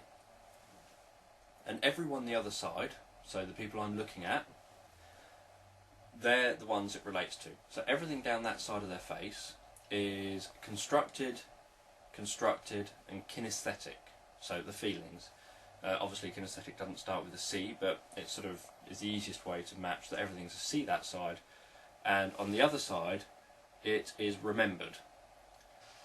The high up stuff usually is visual. So when people look up here, so this is from my perspective. So I've got my C here. So that for you it would be exactly the same. If you hold your hand up, you've got your C. So you're looking up. When they look up there, they're normally visually constructing information. It doesn't mean they're lying. It just means that they're constructing it. So they're making it up as they go along. So it could be, making up how they're going to, for example, if they think a bit like storyboards, it could be, how am I going to describe this? So they think, well, there was that first, then there was that, then there was that. So they're putting bits into place. So it might not be lying, but they are constructing something. And remember, this isn't always the way. You might get someone who looks up over here, or even looks down here. But as a general rule, most people look up there. So that's visually constructed. Then you've got auditory constructed, off to the side. So again, that's on this side with the C. So you've got auditory constructed. That's where people are perhaps making up sentences, like when people have that sort of, they're hearing what someone has said to them earlier on in the day, and they're perhaps changing it slightly, or they're wondering how it would have gone if they responded in a different way, and so they imagine hearing themselves say something differently. So that's auditory constructed. And then you've got the kinesthetic, which is the feelings. So if they are talking to you and they look down, then they're normally accessing the feeling part of it. Over this side, you've got the internal dialogue. When they look down here, that's internal dialogue. They're normally talking to themselves in their head. When they look here, they're listening to something that's sort of internally remembered, but auditory remembered. So they're hearing something that they recall. They're sort of hearing something they remember. And up here, they're visualising something that they remember. And remember, this isn't a hard and fast rule. That's just the most common layout of the eye accessing cues. And the reason why it's so useful is that, as well as listening to their sensory language, so when they talk using visual, auditory or kinesthetic words, it gives you another clue as to how they're processing information. And as you get very good at recognising where their eyes flick around, and one way to check, because you should always check that individual's patterns. Don't just assume everyone's the same. Check their pattern. So if you see them look down here, then what you want to do is you want to check that out. So if you think, they've looked down there, that's a feeling-based thing, they're accessing their feelings. You want to be seeing what they say, following that, or what they say preceding it even, and see if that chunk of sentences happens to be to do with feelings above any other sense. Another way is to ask them questions you know the answers to. So if you say to somebody, you know what colour your front door is, don't you? Then they look to the visually remembered section because they're visually remembering their front door. You say to somebody, you know what your front door would look like if I went and painted it pink? They would look to the visually constructed section because they're imagining their front door, but they're imagining it pink. So they're sort of making that part up. And you can do this through all the senses. You can ask them questions you know they have to look to a certain point to answer. And as soon as you've got that, you know, right, when they look there, it's their feelings. When they look there, it's their internal, it's their auditory, but they're making it up in their mind, etc. And so what you can do then is begin to notice, because we all think using strategies. So say, for example, you show the person a mobile phone, and or you ask them about a time that they bought something they really, really loved buying, they really wanted. And as you ask them, you see them look to the kinesthetic, and then you see them look to the internal dialogue, and then you see them look to the visually constructed, and then they answer. What you've done is you've just witnessed their internal thinking patterns take place right in front of your face, and they won't even know they've got that strategy consciously, most likely. But you now know.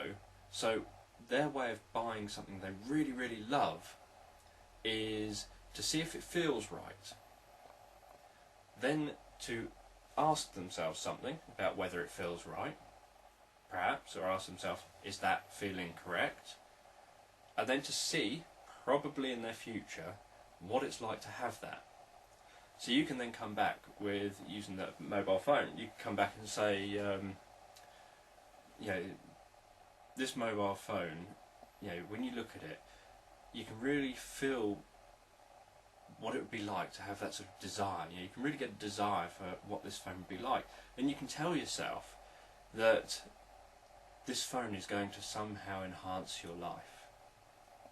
And you can even see that taking place. You can see what it would be like to have that phone. So you've taken them through their strategy, so that you increase the chances of them wanting to buy from you. So having an awareness of eye accessing cues, as well as an awareness of the language they use, the sensory language, you mix the two together, and you can, just that alone, you can have some really powerful conversations with people, because you can notice things that they're not even aware they're giving away. You know, they're not aware that they've just told you how they make decisions. They're not aware that they've perhaps given away when they lie. For example, you can notice that someone always does the same pattern when they lie, because we all carry out the same strategies. We don't change strategy every time we do something. So the strategy for lying will be the same now, and it'll be the same in a week's time, it'll be the same in a month's time.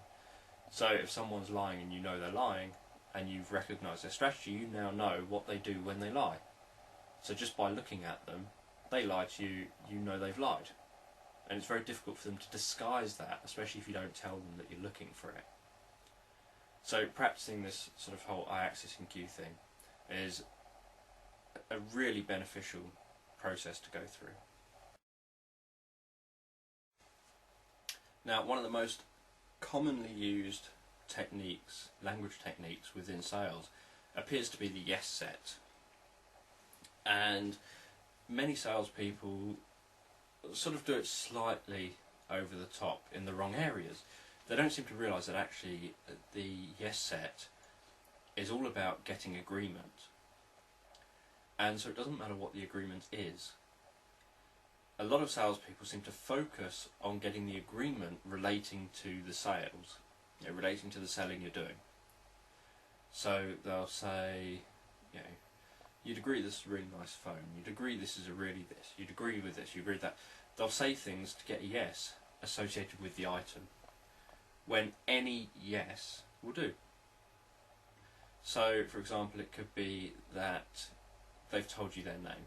You've asked for their name, they've told you their name, and after a minute or so, you say, sorry, so your name is, and you give them their name back.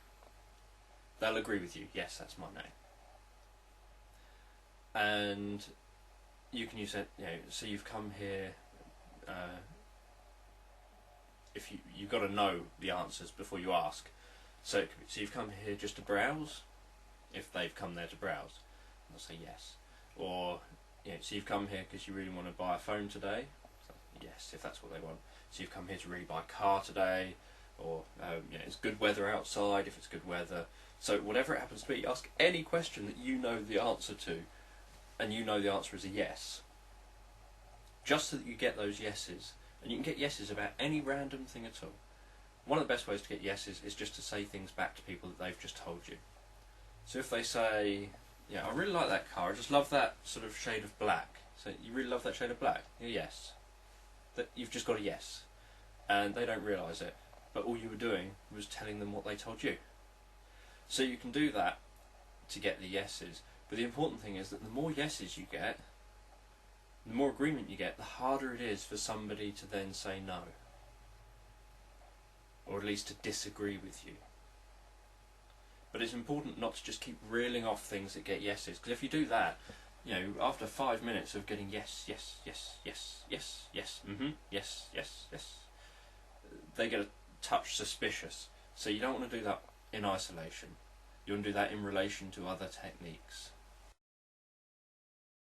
Now, building on the yes set is the reverse yes set, and the idea behind that is to get no responses, as in NO, or to get sort of agreement, but in a negative kind of way. So I'll explain. With the yes set, you ask a question, they say yes to it. With the reverse yes set, you ask a question and they say no to it, but they're agreeing with you. So the hypnosis one could be, you wouldn't expect to go into a trance too quickly, would you? And they'll say no. Or you wouldn't expect to go into a trance before you were ready. They'll say no, I wouldn't. But they're agreeing with you, they're not disagreeing with you. So the actual structure, this agreement process is still carrying on. That sort of underlying message, you've got this surface layer where you've got a yes here, a no here, a yes here, a no here, all sort of spread out, can appear quite random. The underlying thing is every yes was agreement, every no was agreement. So you've got this underlying string of agreement going along. So regardless of the top, where it's yes, no, yes, no, yes, no, yes, no, you've got this straight agreement going on. So they've said positives and negatives, and they feel comfortable saying positives and negatives, and they don't get so suspicious because they're not always just saying positives, and they don't get so negative because they're not always just saying negatives. But what they're always doing throughout the entire process is agreeing with you and what you have to say, which is the important part of this. So mixing the yes set and the reverse yes set are really useful. They're so simple to do, and all you have to do is think of things that you already know the answer to. And one of the best ways, as I've already mentioned, is when they give you the answer first. So if somebody, using the weather as an example, if somebody says, or if you say it's nice weather outside today, and they say yes, you've got agreement. You could equally say, you know, it doesn't look like it's going to rain. They say no, it doesn't. You've got agreement. So you can use the yeses and the nos, mix them up, but always be getting agreement. So always know in advance that you are correct. So always know the answer before you ask the question. And if they tell you something, you can use that. So if somebody says to you, right, I'm thinking about buying this today, but I'm not entirely sure, you can say back to them, so you're not entirely sure you're going to buy today, but you're thinking about it, and they'll say yes. You say you're not entirely sure whether you're going to buy today, and end it there, and they'll say no. But both of those options are agreeing with you, so they're both in agreement. Now, tag questions. What a tag question is that little tag that you add to the end of a sentence. And what it does is where you say things like, it is, isn't it? Or, it isn't, is it? It's that little bit of a question added onto the end of a sentence, very often phrased negatively, as a way of, you know, you shouldn't use it too often, because if you keep on saying things like, yeah, you really want this, do you not?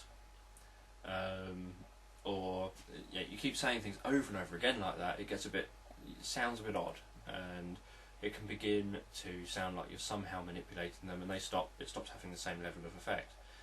But because it's difficult to unpick, because of the fact that you're saying the negative, normally at the end of a sentence, that perhaps is positive. So, you really want to buy this, do you not? it's very difficult for them to sort of think, do I answer yes or no? And then they say yes. They want the sort of equality, they've heard the negative, and because they've already heard the negative, they're more inclined to just go with the positive response. So it's a way of just adding a bit of extra oomph to your sentences. So it could be, when you see the item you really want, you're going to know that you really want it, and you'll probably buy it, will you not? And they'll say yes. And they'll find it very difficult to decide to say no, because they'll have to think harder about their answer and about what the sentence actually meant. So using tag questions occasionally, things like will you not, would you not, can you not, are you not, things like that, or isn't it, wasn't it, shouldn't it, things where you add on that little bit of negative at the end of a sentence. Just do it occasionally, but it's enough just on those important ones where you really, really, really want to push for getting the agreement.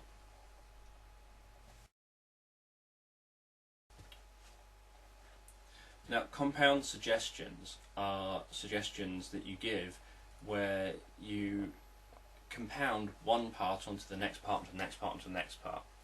So the idea is that you use words like and to link things together. So it's nice weather outside and you've come in here to look at buying a car. So actually the nice weather outside has no relation at all to buying a car, but you've used the word and to link the two together, to make it seem like one does. The first part's a truism, it's nice weather outside, so they can't deny it. They can't say, no it isn't, it's horrible, look at it, it's all sunny and bright. They can't deny that part. If it's nice weather outside and you use that, they can't deny it, so they agree with that, but in doing so they normally agree with the second part. So what you're doing is giving the suggestion after something that's true.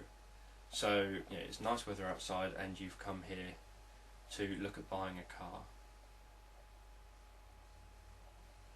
And at the moment you don't know which car you want. So again, you're building on that, you're actually giving another truism. They don't know which car they want. This is obviously assuming you know that's to be true. And if it's a truism, again, each time you say a truism, you're getting the yes set, you're getting the agreement. Or if they give a no answer because of the way you've worded it, but it's still a no meaning I agree with you, then you're getting the reverse yes set. So you've got the and you don't know which car you want, and you'll know when you've found the one that's right for you. So you're then giving another suggestion. So you're mixing truisms followed by suggestions. So you say something that's true.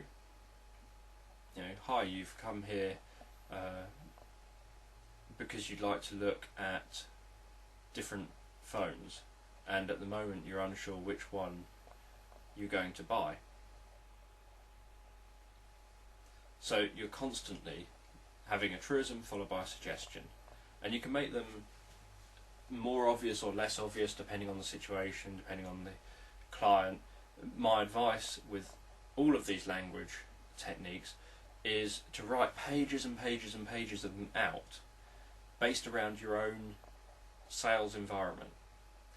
So whatever you sell, write loads out of how you can have truisms and then what suggestions you can link to them, and then just practice going through them. So pick one of the truisms, things you know to be fact, and one of the suggestions, and just put an and in the middle. Or you can use a pause. So it could be, it's nice weather outside, are you going to, it's nice weather outside, you've come here to buy a car. Now sometimes a pause works okay, sometimes it doesn't sound as right. It depends what flows right for that specific situation. But you can try either an and or a pause, and just get used to reeling them off. So reel off different truisms, reel off different suggestions. And what you can do is once a suggestion is acted upon, so if you did the it's nice weather outside and you've come here to look at which car to buy, or to look at different cars. If you want to start off a bit less forward, and they're saying, yes, I have. They start looking around the cars, and as you look around the cars, or and you can look around the cars and wonder which one will be correct for you. So you're making it more internal. You're beginning to get their thinking going. That's another part of this, that if you can begin to get them to go inside their head, to really visualise that, so you want to use these language patterns linking back to everything you've learned previously about the goal setting, about accessing resources, and use these language patterns as a way of fast tracking your way in there. So the compound suggestion, you're getting more and more specific with what you're asking of them, and constantly using a truism followed by a suggestion, and then that suggestion, when it becomes a truism, you can use that to put another and after it to lead on to the next one. But you're constantly linking and you're heading in one direction with it. And again, you're not using it just straight after, one after the other, after the other, after the other, after the other. You have got all the other conversation and you've got all the other techniques mixed in with it. But you're just getting used to using an and word to link different parts.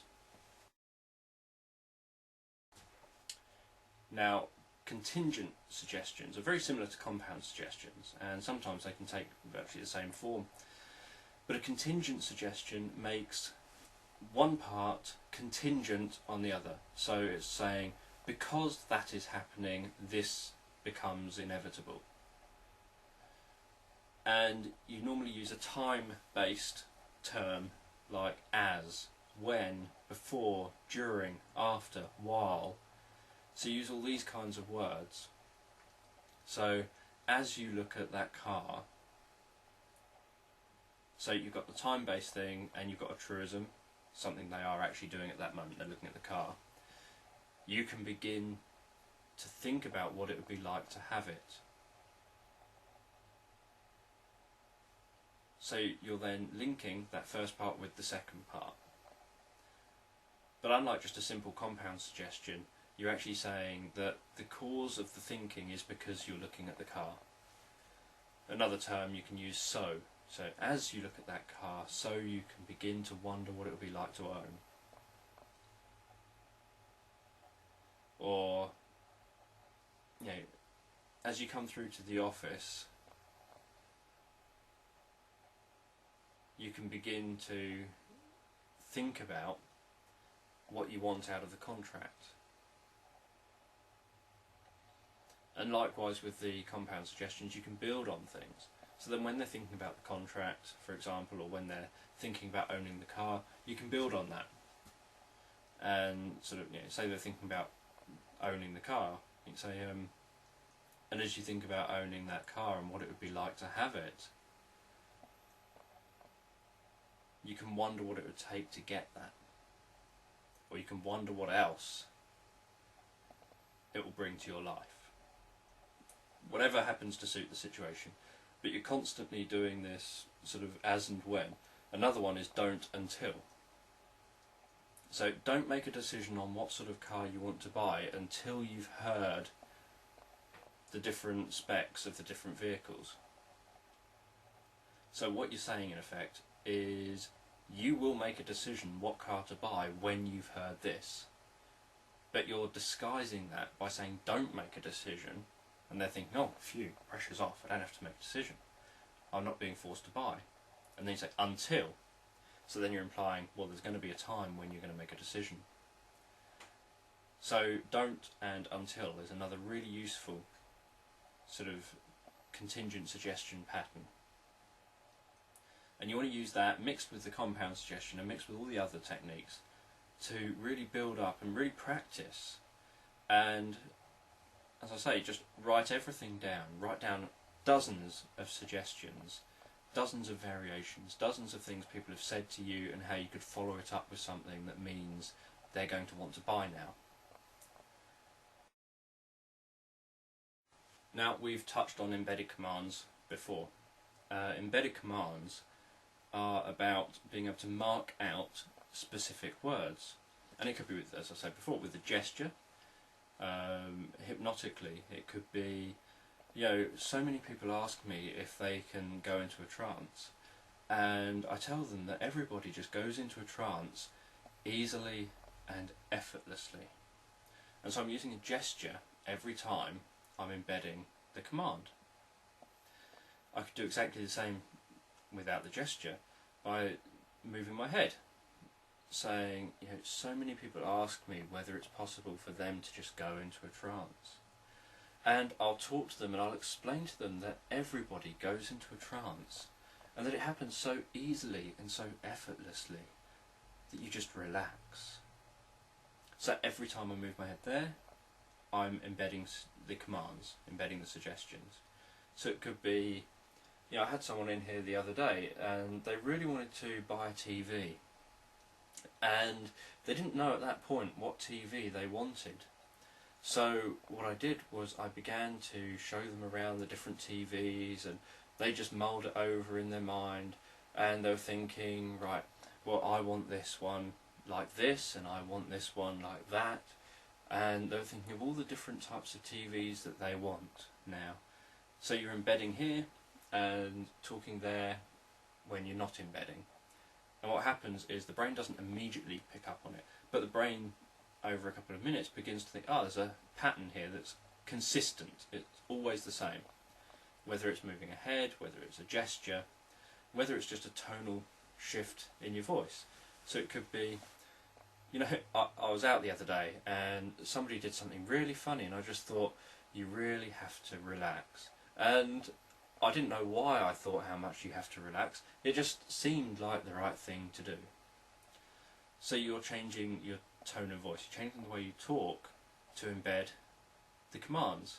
So there's so many different ways of embedding commands. It doesn't have to even be whole sentences. It can be specific words, anything that when your brain picks up on that. As I talked before about the yes set and the reverse yes set being used together, you've got the communication, so the sentence is being said right along there.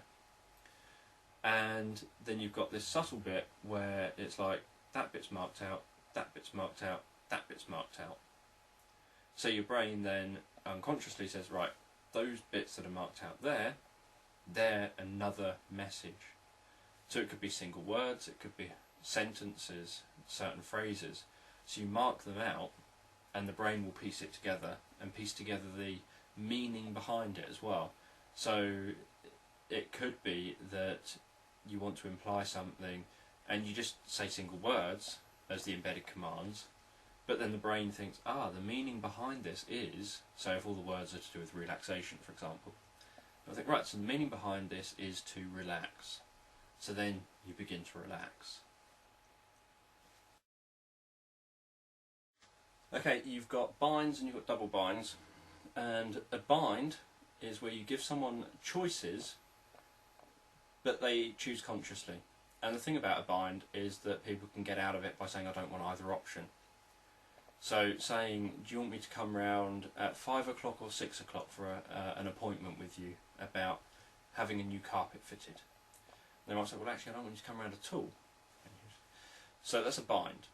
And the idea is that if the message within it is, do you want choice A or choice B for this outcome? And then whatever choice they pick, that outcome, they're agreeing to the outcome. A double bind is where that happens unconsciously. So you're not asking them to consciously choose the outcome. So it could be, which phone, do you think it would be this phone or this phone that you're going to prefer? It doesn't matter what they say, they can say, I don't think I'm going to like either. But you asked for an opinion, you didn't ask for a choice, an actual decision.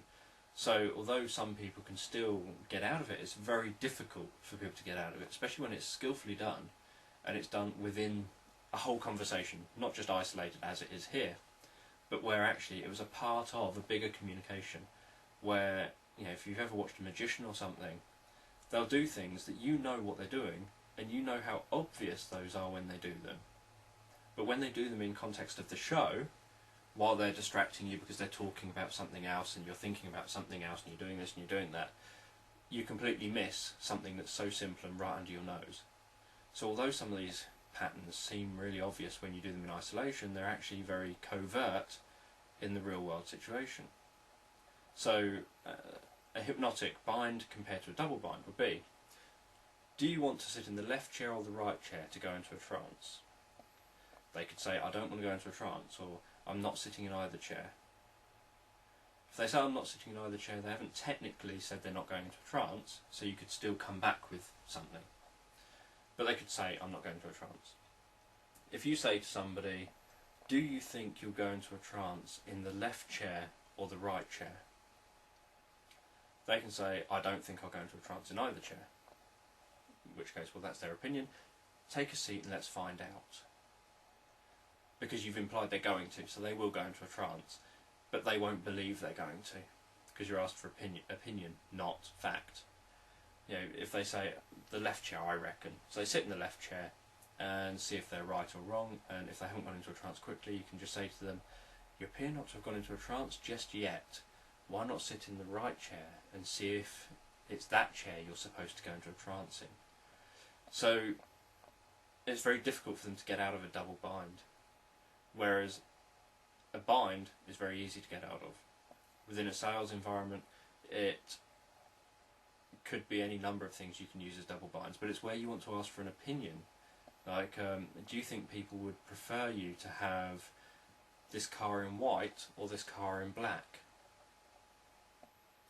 The implication is that that person is likely to be owning the car, yet you've asked for their opinion on the paintwork.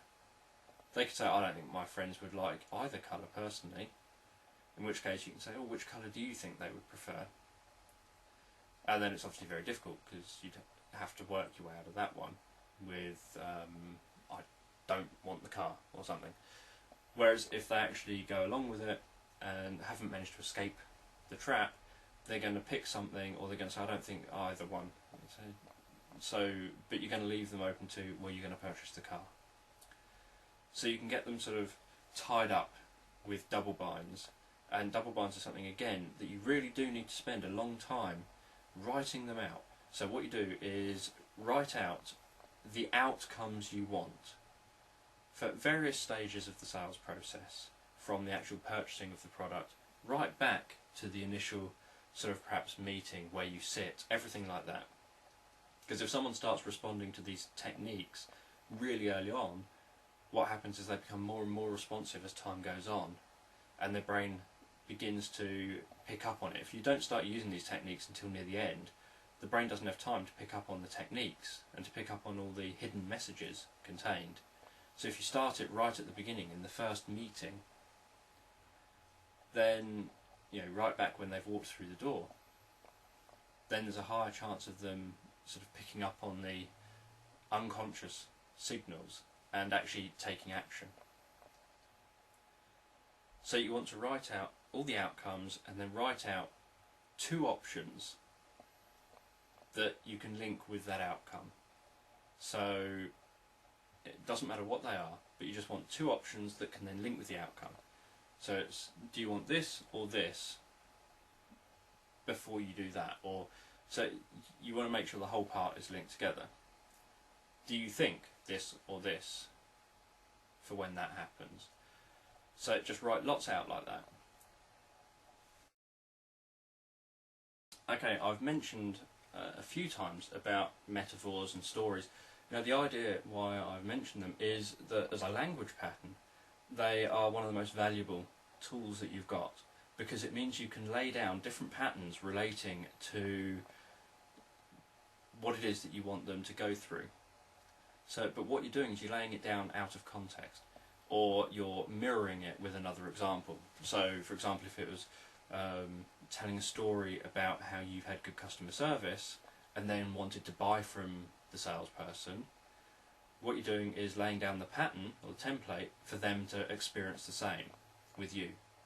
It could be that you tell a story about, for example, a child desperately wanting a product in a shop, and then you're removing it slightly from reality. It's not an adult doing something, wanting something. But you're still laying down that pattern of that you want that customer to experience or to get in their mind and access now. It could be even talking about something to do with the weather and how it always turns out good in the end or something. And again, you're laying down a pattern. So metaphors and stories lay down patterns for what it is that you want to happen right now. So they're invaluable tools in your toolbox, and it would be really useful to begin to just notice other people talking about things that actually you can use, and experiences in your own life as well, that you can use as patterns that you think, yes, that pattern mirrors what I want them to do at that time, so I'm going to do that. Okay, presuppositions are where you imply something without directly saying it. So again, with the contingent suggestions, we use presuppositions. We said before, during, while, as, after, until. All these terms presuppose something will be happening, but they don't directly say something will be happening. Double binds presuppose something will be happening, but they don't directly say something will be happening. That's not what you focus on. So if you say to somebody, before we sit down and discuss terms and conditions, do you want to just take a look at the phone? So you've implied that's what you're going to do, but you've taken the focus off of that and onto looking at the phone.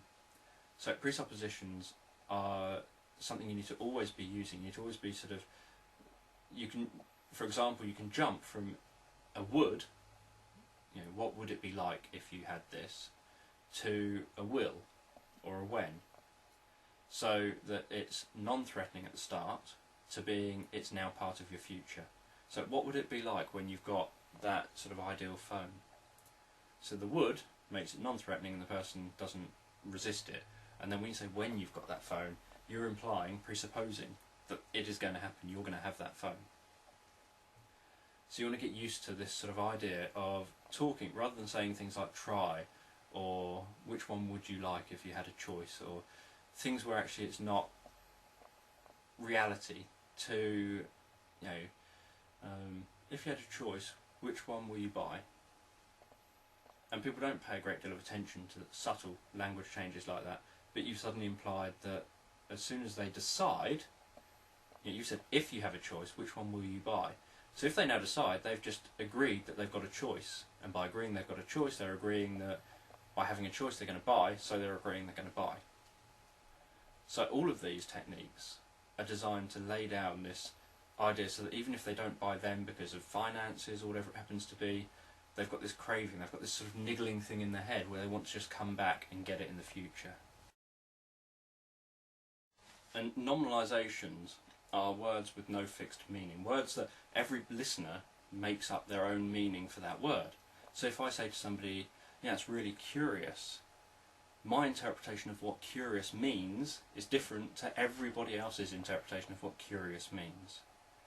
So if you use, if you litter your language with nominalisations, to the listener it sounds specific because they interpret each word that's a nominalisation as meaning what they want it to mean. So if you say, I wonder what it would be like, I wonder what you would feel like to discover that you've been driving around for a while and people are looking at you in that special way. And so you're saying things that actually mean nothing. It doesn't mean anything at all. But they'll interpret it as meaning what they want it to mean. So it's a good way of, especially if you don't have enough information about something, of making it seem, so the only way to understand nominalisation is to go inside your own head. So what happens is every time you say to somebody, this is what a lot of cult leaders do. They'll say, we've all come here today to discover the truth behind the meaning of the wonder of life, to really understand the euphoric intensity of discovery and love. And none of those words mean anything at all. They mean something different to every single person.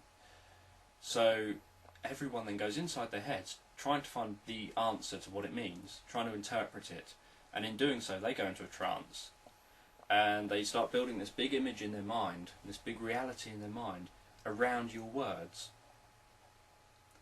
And when a cult leader does that, and you're, say, going on a weekend and you think it's an innocent weekend and this cult leader does that for the entire weekend, that means that you've just been manipulated and brainwashed because they've now had you in that state for the entire weekend. In a sales process, you do that for the duration of the sale, and you have them constantly inside their head building up this image of what their reality is around your words. So finding nominalisations that you can use and practicing, and perhaps writing lots of them down, and then practicing integrating them into everyday conversation, so that you can see any time you're specific and wrong, because you never want to be wrong with a customer in what you say. So, for example, if I'm hypnotising someone, I don't want to say, and as you walk along that sandy beach looking at that calm water, and in their head they're walking along a shingle beach with rough sea. I'm wrong, and so there's a mismatch, and so it doesn't work. But if I say, as you walk along that shore looking at that sea, I wonder what it's like. I haven't revealed what the shore is like, I haven't revealed what the sea is like. So I haven't disagreed with any of their internal representations. So they just go along with what I'm saying, and they incorporate what I'm saying into their reality. They just accept it because I'm not disagreeing. So they just accept that, and then they say, well, when you mentioned the word sea, it was a rough sea. Someone else might say, when you said the word sea, it was a nice, calm, relaxed sea. Someone might say, when you said walking along the shore, it was a shingle shore. When you said walking along the shore, it was a sandy shore. You know, everyone will have a different interpretation, have a different experience, but actually what I'm saying applies to everyone and affects everyone and works on everyone.